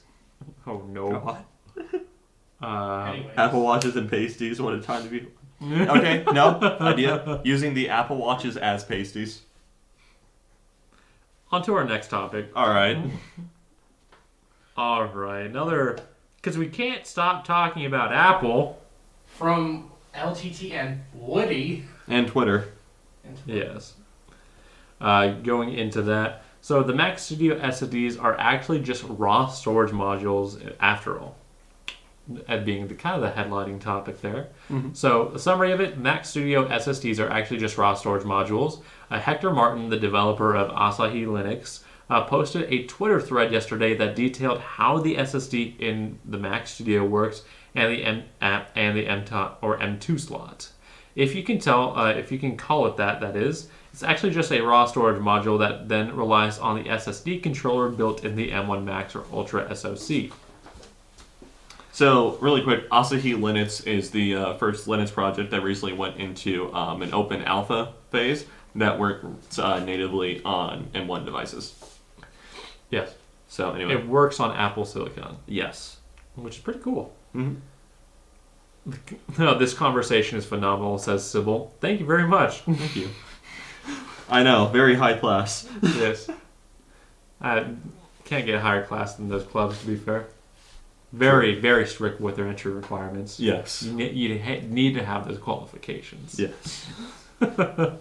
Going deeper into it, IRC says there's a YouTube drama about swapping the Mac Studio's SSDs, and that they aren't SSDs. Those are just raw storage modules. You wouldn't expect swapping chips between SSDs to keep your data, right? Same here. You need a full wipe, and the SSD controller is part of the M1 Max and Ultra. It's not M.2, it just looks similar. The physical layer is actually PCIe like M.2 NVMe, but the protocol isn't NVMe. It's a lower level. Apple technically split things up, and there's a much simpler or dumb controller on the module that converts the true raw flash interface to PCIe. Did you want to keep reading the thread there? Because that was the first 2 tweets in the thread. Does it? Oh, I need to pull up the thread then. Okay. Because I was just reading it from the article. Yeah. Give me a sec. Off topic, Taylor, I know on Twitter you put all your sport links to Japan. Uh-huh. I can read all this shit. What? Usually just a picture. Just a picture. Yeah. We're going to get banned. What's pulled up here? We are mature adults, says Oleander. Correct. Let's go with that. Yeah. Next tweet that says, reminder that Apple Silicon Macs don't work like PCs and you shouldn't expect them to. It's not Apple being evil, it's just different. If you try to blindly apply x86 world concepts to them, from how they boot to how the storage works, you're going to be very confused. And they work better in many respects. For example, you wouldn't be able to recover from corrupted raw storage on a majority of SSDs. You have to throw it away and buy another one. Apple Silicon Macs do a full low-level wipe when you do a DFU restore, so they can. I actually scrolled a little too far. Fun fact, the M1 Pro and Max MBPs have the same setup, with twice the physical chips for 4TB and 8TB models. I found this out the hard way twice. First, I turned off the second storage PCIe bus, and only the 4TB models worked, or less than 4TB models worked. Mm-hmm. Then it turned out 4TB plus takes longer to initialize and U-boot was timing out. You can actually get cool diagnostics out of the embedded SSD controller when it crashes, by the way. This one was a bug I ran into in its firmware. Turns out if you do any ugly shutdown very soon after startup and the last shutdown was unclean, it gets confused. Then that happens because it's running cleanup or recovery process and it ends up racing the NVMe disable and getting into a bad state and timing out. I figured out that if you used a clean shutdown command, it properly cleaned up and worked. Per the NVMe specs, this is a bug, but it is not terribly surprising one. Easy to work around once we switched it to other shutdown mechanisms, so no issue there. If you run Asahi Linux, you actually get these messages from NVMe, which you can see in the little image there, and it's straight to your DMSG. Bet your x86 SSD doesn't log its internal diagnostics to your system journal. That actually is a pretty cool feature. Yeah, it is. Very good, bud. Yes. If you want to play around with those storage modules in a studio, you should know that one, you definitely need to do a full DFU erase, and two, if you populate both slots, they definitely need to be the same size, and they might need to be the same vendor as well, because they use several different ones. Not sure if this top-level controller cares about mismatched NAND vendors, just posting about it since it might, though ideally won't. And Apple sources its raw flash from different vendors, and you can find the module level controller firmware for each kind of restored RAM disks. And it looks like in the little picture attached to it, you can see like 3 different vendors there. You can see SK Hynix, SanDisk, and Toshiba. Which are all big very name reputable ones. flash vendors. Yeah. Is there more to this? A little bit more. Just the last 4? Yeah. Basically, if you populate a config that Apple would ship, I'd expect it to work given a full erase. If you try to do something weird, chances are good it won't. To clarify, the above firmware are for Apple's raw NAND controller and bridge, which is embedded on package with the raw flash NAND. And that's the Toshiba, Samsung, and Hynix bit. The top-level SSD controller is separate. And the raw NAND controllers are called S3E and S4E. ARM32 run Apple MSPS firmware, and S5E, which is Apple custom ARM64 core running Apple MSF firmware based on RTKit. The top-level SSD controller embedded in M1 SoC is ANS2 and runs Apple storage firmware, also RTKit based. Yes, Apple put freaking ARM64 inside each flash chip in your machine these days. This is how they roll. There's also at least 12 of those ARM64 mini controllers inside an M1 Max.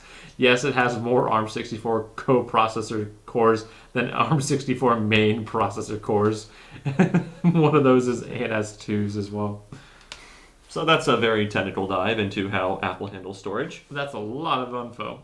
But Oleander says, well, it's been nice knowing y'all since we might get banned. We're fine. It's fine. Yeah. But I do find it hilarious that there's technically more co-processors than there are regular processors. Yeah. That bit's hilarious. Just to handle storage. Just to handle storage. That's so overkill. It is, yes. It's a way to squeeze a lot of performance out of your storage solution. And I mean, like, a lot of storage. Hello, Hobline. Now, if only Apple computers actually had fans in them, maybe we could actually use them. I just realized something. Huh. Sometime your podcast, you know what we're missing back there? The light? Figures. Oh, shit. I'll go grab some. It's too late. No. Okay. Keep talking. Yeah. If only Apple computers actually had fans in them, maybe we could actually use them. I will say, M1 MacBook, no overheating issues. It does have fans in it. No. Oh, no, I'm thinking the Pro. My bad. Yeah. The Pro and the Studio do have fans in them, technically. Yeah. They aren't the best, but yeah. Yeah.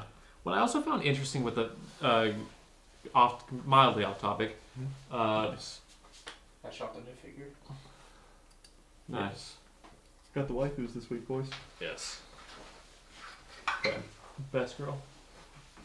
All right. Anyways. But the M1s or the studios, the Mac studios. Yeah. The regular M1 Max uses an aluminum heatsink, but they decided to go with a copper one for the studio. Why create 2 separate SKUs? Yeah, I don't understand that one. Like, honestly, like, why not just ship everything with? I Like- guess maybe the 2 pounds on the unit actually, like, someone did the math for shipping costs versus the 2 You're already SKUs. charging $2,000, and you could just Yeah, I charge, know. make them charge more. Pass for the shipping. premium off, but my margins, bro. My Okay, margins. charge like $75 instead of $50 for shipping. Yeah. But still, those margins, yeah, they'd make sense, but that requires an extra SKU, extra tooling, and extra programs. And it's more in a different area. Yeah, it might be. Yeah. Yeah, I don't know. And also, yeah, why not just give like the M1 Max like the best benefit of the doubt cooling performance anyway. It might be Yeah. overkill, sure, but anyone with an M1 Max Let's be studio honest. might not. It's not going to be overkill because it's not sufficient anyways. That is true. Yes. It is going to choke eventually because there's no decent way to be able to unassemble it to clean it. I mean, No. at least it's better because it's sucking air from under it to some extent Yeah. instead of from above and allowing stuff to fall into it. Mm-hmm. That is better technically than what they've done in the past, for example, with the trash can. Yeah. But it's still a bad design. Right. We'll have to see how well it's like dust buildup and Yeah. like the ability to clean just by spraying air through the vents will work. Yeah. Not only that, but they drag all the air across all the other components, which, power delivery, the motherboard itself, all the given RAM, and all that before it even makes it to the CPU. Mm-hmm. So it's already pre-hot, Yeah, so it's already pre-warmed. Yeah. The delta is even worse. Yes. Honestly, it's just like that's one of the most like Apple does these really just weird case designs for their stuff, and they do these really weird case designs for their stuff, and it always just ends up biting them in the ass some way, shape, or form. For example, the 2013 Mac Pro, the trash can, Yeah. thermaled like a bitch. What do you Okay. mean that was a bad design? Given to their credit, they did a good job with the current Macs. The cheese grater. Yeah, the cheese. Well, that is also the closest thing to like a standard desktop design. Because it works. Exactly, I know. I'm It just just saying. works. I'm just saying. It's like they always do these like weird concepts, and then it ends up. Yeah. Yeah, then it doesn't work. Then they go with a standard design, and it actually works. Yeah, it's like you go into like the PC, custom PC building stuff. It's like you go to ITX builds and whatnot. How much thermal planning goes into an ITX build? Quite a bit. Yeah. Yeah. Yeah. Oleander says, I recently made a crochet plushie of a husbando. Which husbando? I was about to say whom. Yeah. So, yeah. It is very, like, the way... So, going back to the storage, the topic and whatnot, it is a very efficient and fast way to get a lot of storage performance out of your whatever storage solution you have and whatnot. Yes. However, it does come at the risk that... I know the thread mentioned it's like data recovery after corruption. That's okay. You might be able to do that and everything. But if there are other errors that are not corruption, but like other errors in the drive itself, that puts more of your data at risk, sort of thing, from not being able to be recovered. So, Run everything in RAID. yes. That's what I'm getting out of this. Just run everything in RAID. Yes, exactly. You want redundancy. Nah. Okay. I'm just sold if my stuff dies, it dies. It is what it is on that Yes. part. Yes. Jobin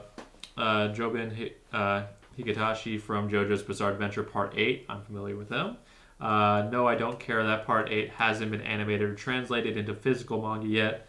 Stag Beetle Man deserves to be a plushie. What does this dude look like? Yeah. Oh, okay. Nice. That is definitely a JoJo's character. Well, yeah. He looks like basically Ronin from Part... I keep forgetting his name. Ronin or Roshan, something like that, from Part 4. Okay. He's Jackson.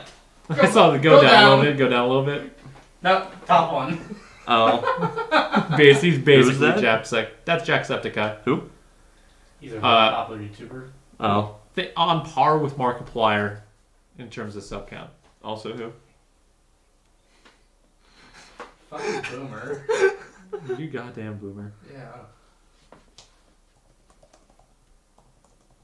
I'm actually... Hoblane says, I'm actually somewhat surprised. almost 30 million subs. Damn. Okay. Yeah. What content does he make? He recently played Uncharted with. Oh, so he's a Let's Player? Yes, Yeah. he's a massive Let's Player.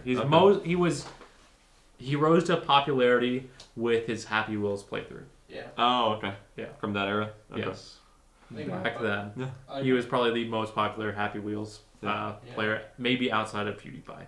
Okay. That's a big maybe. I think I at least know who PewDiePie is. I think Markiplier's better. Markiplier, I would say, is better. I would say that he has shifted his content drastically from what it used to be, so. Yeah. Hoblane says, I'm actually so surprised at Apple's new Pros. I swear I could beat someone to death with one, it would come out fine. That is probably true. Oh, Rohan, yeah, that's how you pronounce it, Rohan. Yeah. But you knew who I was talking. He does look like Rohan. You have to at least admit that much. Yeah. Yeah, that is true. The MacBook Pros are chonky. Yes.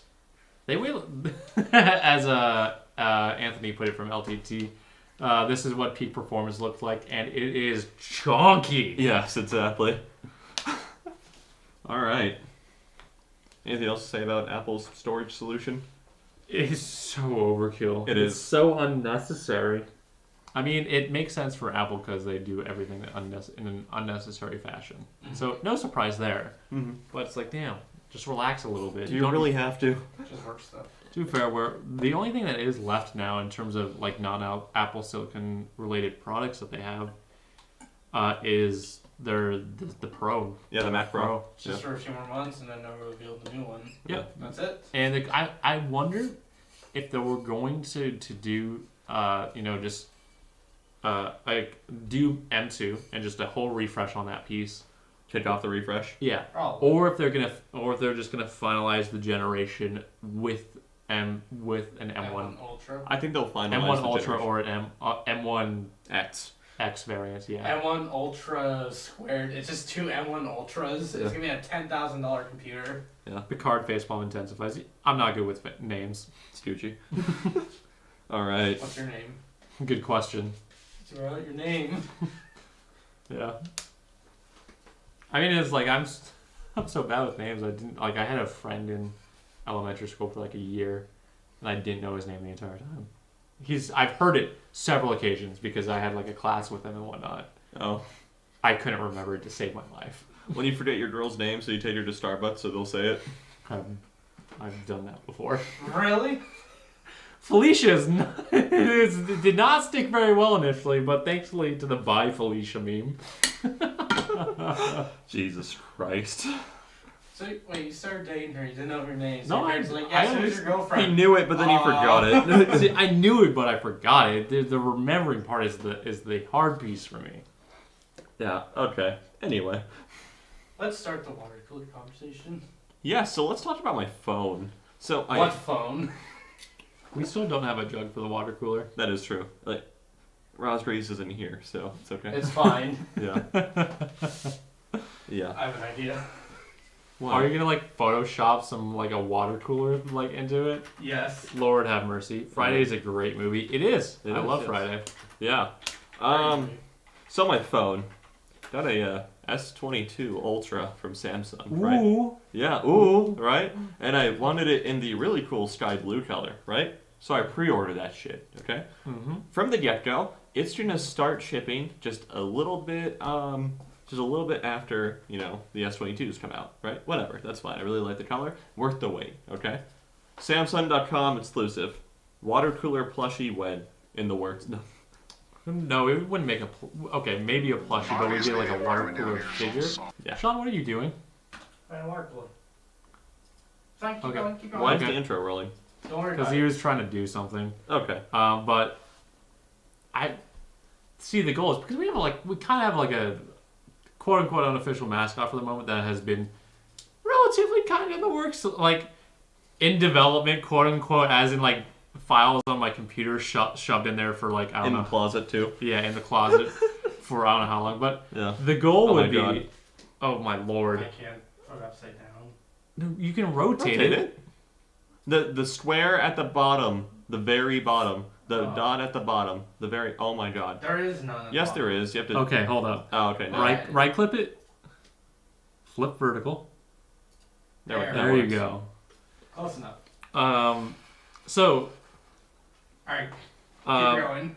But we have like a technical unofficial mascot that we have used in our emojis at least. Let me Yes. here. I'll get those out there. That we still like haven't decided a name for. No. But that we like end game goal in terms of if we ever actually got to the point of making merch would be to produce like an anime figure of that given mascot. That would be really end cool. game merch, to be honest. That'd be awesome merch. I would like that would be awesome.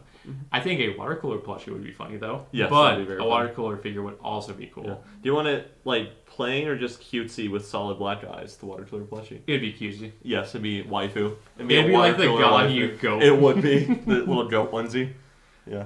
But like that's like, do you want a plain or cutesy with like blushing? It would definitely have blushing cheeks and like solid black eyes. It would be cute as fuck. Quiet as fuck. Yeah. Taylor, can you scoot it over a little bit? No. Yes. Come here, boy. Oh God. All There we right. go. Now we are. I'm calling her Tech Chan. Tech-chan. All Tech right. Chan. It's like we were wanting to do something stupid to keep it water themed. Like, was it Mizu is water? Yeah, it's something like Like that. Mizu Chan or something like that, Yeah. because it's still water. It still gets with the jokes and whatnot. Yeah. So like I think that would still be like funny on that part to do and things like that. Yeah.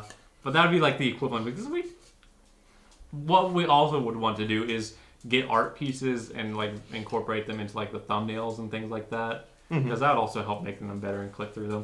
Yes. I don't know. Because I think that would be funny too. Instead of our faces, it'd be more interesting to see a waifu. I'll be honest on that piece. Yeah. All right. But okay, My phone. Going Yes. back to your phone topic, my bad. So, pre-order it. Okay, it's like, basically, long and short of it is that it didn't ship when it was supposed to, and then eventually Samsung is like, hey, we're having problems making this color sort of thing.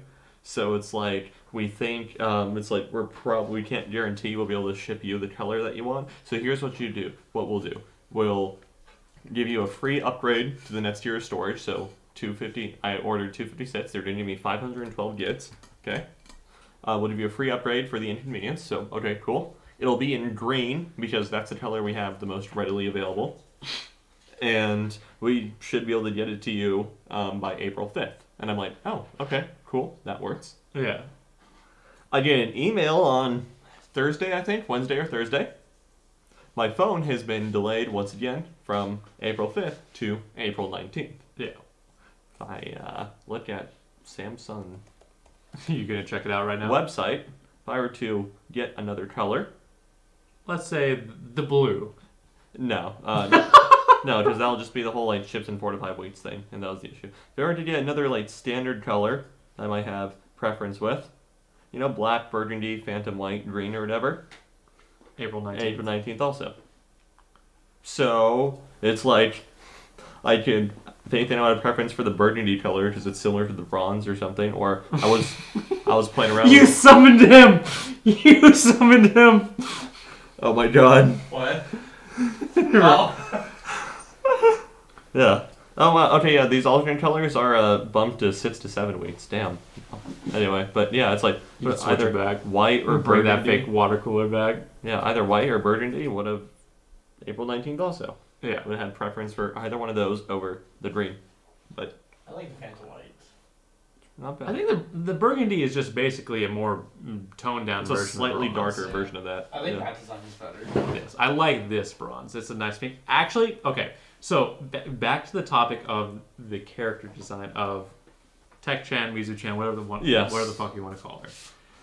The color choices of okay. So first off, she is going to be like a secretary-esque cat girl because I think that's funny. Yeah. And the hair color is actually inspired by the bronze color of That phone, yeah. the Note 20, and the eyes and hairband color, which is a blue, is actually the Tech for Thought blue that we use in our logos. So that is actually a little bit of the color theory behind the specific choices. Plus, I think it looks nice. You caused this. You were blaming me? I didn't do shit. I had to let him know, hey, we finally got the water jug. It's a picture. Finished flying and saw the message from Braun, had to come and rage. Jesus. God damn it. This is fun. It is fun. All right. So you're staying on iPhone for a while. Yes. Do you want it back? No. Okay. I can go back to my S8. No, it's fine. I'd tough it out for a bit. I mean, the experience hasn't been that bad. No, I don't know. Like, has been nice working well with the MacBook I've been using as a laptop for a bit, so it's not... The ecosystem just works. It does. It is super convenient. Yeah. But, yeah, it's... The screen, I tell you, nothing surpasses the screen on Samsung phones. It's true. They are I can insane. give you that. The screens on the Samsung phones are much better now. Yeah, that will literally be the one thing keeping me on the platform, is just the screen. Yeah. I like the screen better. Everything else, I like iPhone better. Mm-hmm. Taylor now knows why blue bubbles are best. Based. But Tell me why blue bubbles are better. encrypted. Encryption. That's one thing. You get them a lot faster because SMS takes forever sometimes. So like you're sending pictures, like when everyone in my family had iPhones, stuff from like that for a while. So It literally took them like 6 years just to get a picture, while everyone else got like 2 seconds. Yeah. When we were just doing iPhone. The blues on iPhone are more bubbly. Exactly. you know what's the funny part about Cope. You know what's the funny part about him saying that and posting it here? His name is Green. Oh, catch. Oh. Take that. Take that, atheist. No. We're all coping now. Checkmate. Oh, God. Okay. Yeah, but yeah, so do you okay, I know we kind of talked about it. Mm-hmm. Would you want to like drive around to like different T-Mobile stores and just see if they have the phones in person, or Best Buy to buy them outright? And then just cancel your order if you can find it. Probably not at this point, just because... Taylor, just Sunk cost fallacy here. Remember that. I know. I'm aware. stick with the goddamn iPhone. Raspberries, I shall now begin coping. Oh, Good. Coping Cope. initiated. Coping Alright, initiated. Taylor, you're almost there. Just, you gotta get the Apple Watch, and then we gotta put an Apple TV in the living room. Oh, God. We are not getting an Apple TV. The Shield upscaler is amazing. How many times has Verb crashed on us? Many times. I don't want to talk about it, but yeah. Question. With the Apple TV, can you plug in an external SSD like we currently do? Yeah, okay, then our whole thing. Yeah. Yeah, that's gonna be the one problem because we got our shows. Yes. Yes. So why not, like, why wouldn't we just like go around to stores and just try to find one? Because in experience, by the time Samsung processes the refund, the phone would already be here. It's going to be delayed till May. If it's delayed till May, we'll do that. They said in the email. No, that was for the blue one. The The- green one is delayed until April 19th. Okay, so but then you have to wait till April 19th, which is currently Yeah. Raspberries 3 weeks from now? Playing yeah, that phone about today 3 weeks from now. Yeah. Actually, more than 3 weeks. And on top of that, you have to wait for shipping, It'll be here by April 19th. or so they say. Yes. But it wouldn't, like, to the credit of banks with things, the longest they are supposed to take to refund a transaction is up to 10 business days. So Okay. 2 weeks. Yeah. On that part. Yeah. And longer than that, you can, go to your bank and, Mhm. dispute the charge on that, and they'll get you your money back. Yeah. Raspberry said, plane I flew today was blues, though, so coping done. None of your jets are green, so that says something. Oh my God. Oh no, it blends in with the sky, Yeah. like it's kind of supposed to. Right. Woo. Okay. Alright, any fun topics you have, Matt? Fun topics I have? We got a whiteboard. Whoopee. Oh, that's true. We did finally get a whiteboard, so we start planning things better. Yes. I mean, that as a whole is working on the channel. That's what I've been up to. I know we kind of talked a little bit in the beginning about the future pass for salt, or pass the salt, not Pass for salt. pass for salt, pass the salt. Because right now, in terms of right now in terms of like the channel and what we do, because we're gonna shoot to aim to grow better and more efficiently. As the moment, pass the salt is a massive hurdle for that. Because two key factors. Podcasting is proven on YouTube to be a detriment to whatever channel that doesn't. Just because it's long form content, and odds are sometimes it just doesn't blend well with whatever their given channel theme and thing is, and the long form content just doesn't work.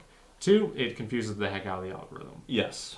It basically doesn't know if you're a shorter video maker on that part or if you're a long form video maker, and those are two different things that the algorithm wants to recommend. And in general, people just tend not to watch it. And that leads to confusion with people who are like interested in the podcast but not interested in the other type of content, as well as people who are interested in general content versus the podcast. So there needs to be some form of distinction there. And we kind of have a couple different strategies set up for the moment in terms of how to approach that. So for the moment, I don't think we are going to do Pass Us All next week. Probably not, no. Probably not. I won't even be here next Saturday, so. Yeah, Okay. Sean won't even be here.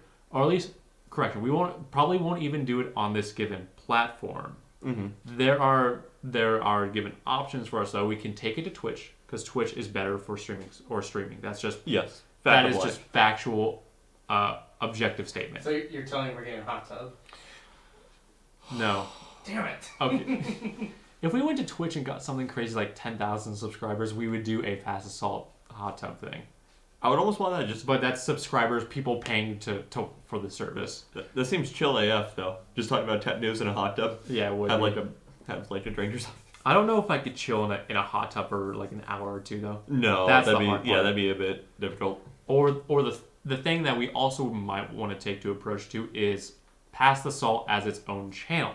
Because Yes. there's things we can do with that would make it better in terms of like it separating itself. Mm-hmm. We can do an approach where we film the podcast, and then we take the podcast and just break it down to its different segments, and then just post that as a video throughout the week on that part.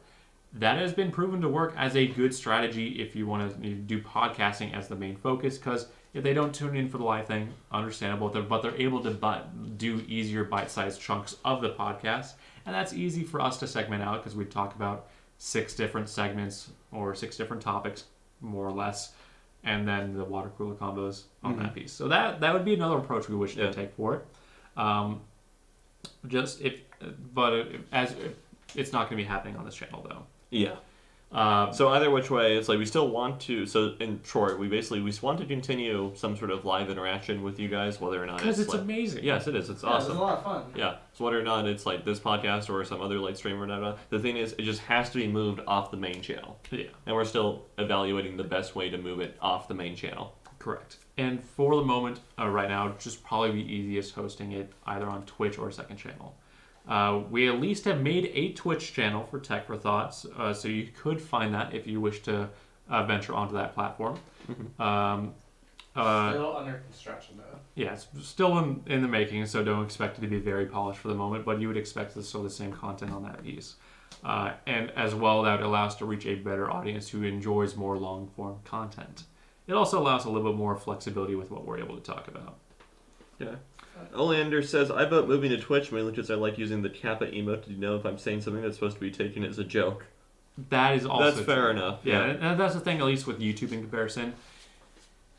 They suck in terms of how they live stream and how they present certain things. Like memberships, for example, is a comparable feature to Twitch's their subscription service. Because they offer emotes, they offer badges, and they offer things like that. So I think it's easiest for us to be able to migrate it there, and it reflects better as a service because it's easier for chat to be able to participate in real time and post emotes and things, and plus Twitch has the Twitch Plus or like certain extensions that make more emotes for free, and it makes it more interesting and fun. Exactly. Like Omega Lol is one of my favorites. Yes. Honestly, the only live streams I watch on Twitch, maybe a land show once in a while, but I just usually watch a post like on Apple Podcasts when I'm like driving to work. Yeah. Poggers. Poggers emote, for example. Yeah, we use a Poggers emote. I need to now make a Poggers emote with our Mascot. That'd be cute. with Mizu channel or whatever. Yeah, the only live streams I watch once in a while is probably like VTubers. Yeah. So, when our mascot's done, we could do a VTuber. I'm just joking. But odds for the moment, it would be just migrating it over to Twitch. Do we have a Twitch thing set up for? If it's for the rewards, no. No, I'm just like the general channel. Yeah, general. So I can at least like direct people towards it. Yeah. Here, I'll just. It's on my computer. Is it any spaces or just Tech for Thought and all shorts? I'm pulling it up right now. Okay, so it's Tech for Thought with our logo and no spaces in it, and TFT is capitalized. Waters. Yeah. Waters. Waters. That would be pretty funny as well. Yeah. But I think that would probably be the best move for us in terms of that piece. Because, like we described, we want to actually, put effort into making the channel grow. Now, we've kind of figured out what we wanted to do and want to make it grow. For the moment right now, we do a lot of just general tech kind of content, and that it kind of works to some extent, although we're not really experiencing any sort of growth. Mm-hmm. The thing we will probably need to do is narrow down a niche that we wish to kind of like focus on and get good at. We still, in general, we'll do our various, news topics or other smaller things that are also tech related. Like it's still fun talking about Nvidia, Apple, and all that type of thing. Mm-hmm.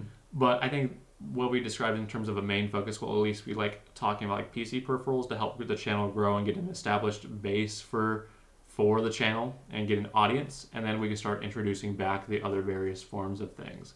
Because it still would be, fun to be in like an LTT-esque type channel or Hardware Canucks, Jay's 2 cents, bit where you're able to talk about a lot of different things, MKBHD, where you could talk about a lot of different topics and still have that audience. But we need to establish an audience first and then help bring in other groups and things like that with other forms of content.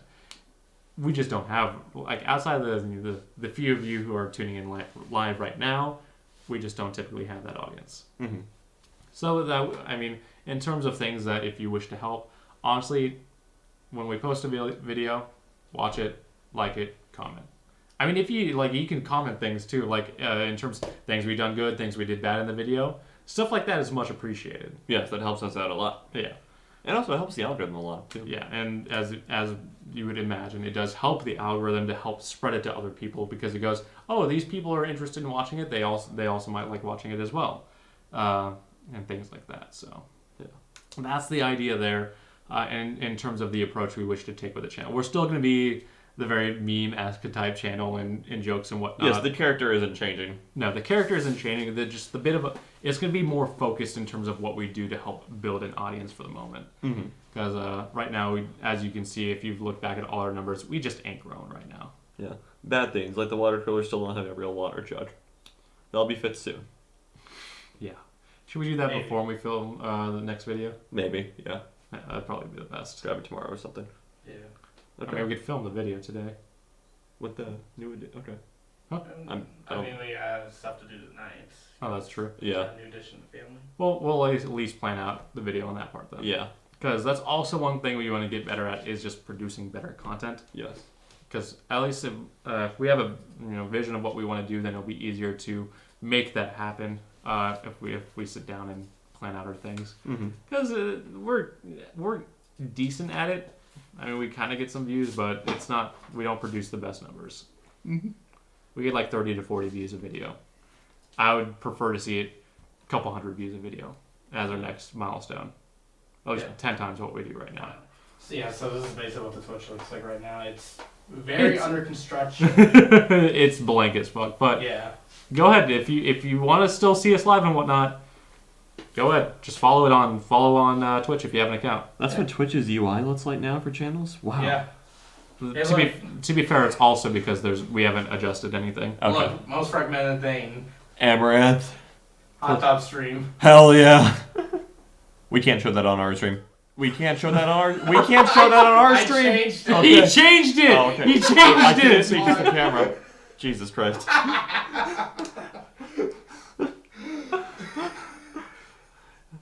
It's that we can't show other people's live stream on stream. It's a YouTube thing. Yeah. Yeah. So that's why we're moving to Twitch. Exactly. Well, that's one funny thing as well is with Twitch, they're in comparison very much lax in regards to their guidelines compared to YouTube. Mm-hmm. So we can get away with a lot more things. Yeah. Are you? Oh my god. He's watching the Amaranth stream now. Exactly. It's an ad. Did you buy the fart jar? No. He was the one that did farts? Yes. Oh, okay. Also, wait, I have Amazon Prime. Why don't I... should I skip You ads? still see ads. I have an ad blocker You also. have to subscribe to them. Oh my god. Yep. But if you have Amazon Prime, you could sub to her. Oh no, I'm good. Yeah, don't do that. Use that subscription for Tech for Thoughts. But for the people who are still watching, what are your thoughts on that approach in terms of like the channel direction and the stream? This is boring as shit. What do you expect? You call our streams boring? Fuck you. Yes. Like, what do you expect? It's just a thought. Yeah. Raspberry says Taylor's a Twitch thought simp. That is true. But I mean, for those who are watching, what's your thoughts on that in the direction we kind of wish to take the channel? Because with like PC peripherals, we still want to do like reviews on that piece because reviews get views. That's true. Mm-hmm. Like keyboard mods, like mice and headphones, things like that. Yeah. And that's easy, and that's easily able to expand into other things. Like we could start doing like mic things and reviewing microphones for That'd be cool. and like that. Then that's easily expands into other PC components from there. It's easy to branch out. Is my point. If we start with that as a foundation. Yeah. Mm-hmm. Like when we really expand, I want to get in front of the camera again. Yeah. I want to talk about RetroTech back first. Yeah, and we have to get to the point where we can talk about other various topics like that because the It's goal just a is- matter of building that core audience first. Yeah, we want to be people who have interest in us and what we produce. And as a moment, we do have a small little following of like we are in fact a micro internet celebrity, A niche micro internet celebrity. Yes. Niche Niche internet micro celebrity. There we go. Yes. That's the word. And as the moment on that part, there's going to be a little bit of changes in terms of what we do on that part, and we ask you guys to watch it, give us feedback, and try to help us on that part because it's going to be a pivoting point for us. That's for sure. We are very much changing in terms of certain content. You kind of already seen that a little bit with the recent videos we talked about in regarding to mice being ridiculously light nowadays and my video on keyboards and where to start with that. It's just gonna be expanding those topics and growing that. The water cooler is a niche internet micro celebrity. That is True. Yeah. We're never getting rid of the water cooler. So. So I've thought about 3D printing like a little micro water cooler to put up on the shelf. That'd be cool. Yeah. Yeah. I thought that'd be pretty We fun. forgot the water cooler is the real star of the show, not us. That's also true. Yeah. April Fool's live stream on Twitch. It just aims at the water cooler for 24 hours. Facts. Yes. But yeah, just because we do appreciate your guys' and what you could do for the channel and coming to the live screens and talking to us. Just we're trying to grow on that piece, and it's going to take a little bit of change from us. We're comedy's still going to be the same, and the videos are still going to be about us, our interest. Plenty of waifus, of course. Oh yeah, plenty of waifus, plenty of the water cooler. Don't worry about that. We got more on the way. But yeah, it's just we're gonna be trying to grow and trying to make YouTube happen for us. Exactly. I only come for the water cooler to make sure it's being treated right. Yeah, well, I mean, we're forgetting the jug. It's got its jug. You can see there's the jug there. We finally get the jug. Life has never been the same without it. Facts. Yeah. But yeah, so right. I think that's kind of the big push for us. That's kind of where it's going. Yeah. Yeah. I think I've ranted long enough about that. I think so. I think I put everything out there. We got places to be. Yeah, we got important shit right now. Yeah, but that's where we're going, and we look forward to seeing you guys on the ride. Yes. So, thank you all so much for watching the last Past Assault, at least on this channel specifically. At least for the time being, hopefully. It's like at the end of like a Marvel movie or whatever. Past Assault will return. Wait, I'm gonna do it. No, okay. But yeah, so I mean, we do have, in terms of content, we do have some interesting stuff that we want to do. Yeah. And we do have some interesting stuff we want to do. It's just a matter of time of making that happen. I mean, we plan on doing some, my bad, some interesting things like, modding your keyboards and like different type of mods. Modding your mouse. Modding your mouse, yes. And like what happens if you throw your keyboard in a dishwasher. I still want to do that because I think that would be funny. Yeah. Why are we putting the keyboard in the dishwasher? Just to see how clean it will get.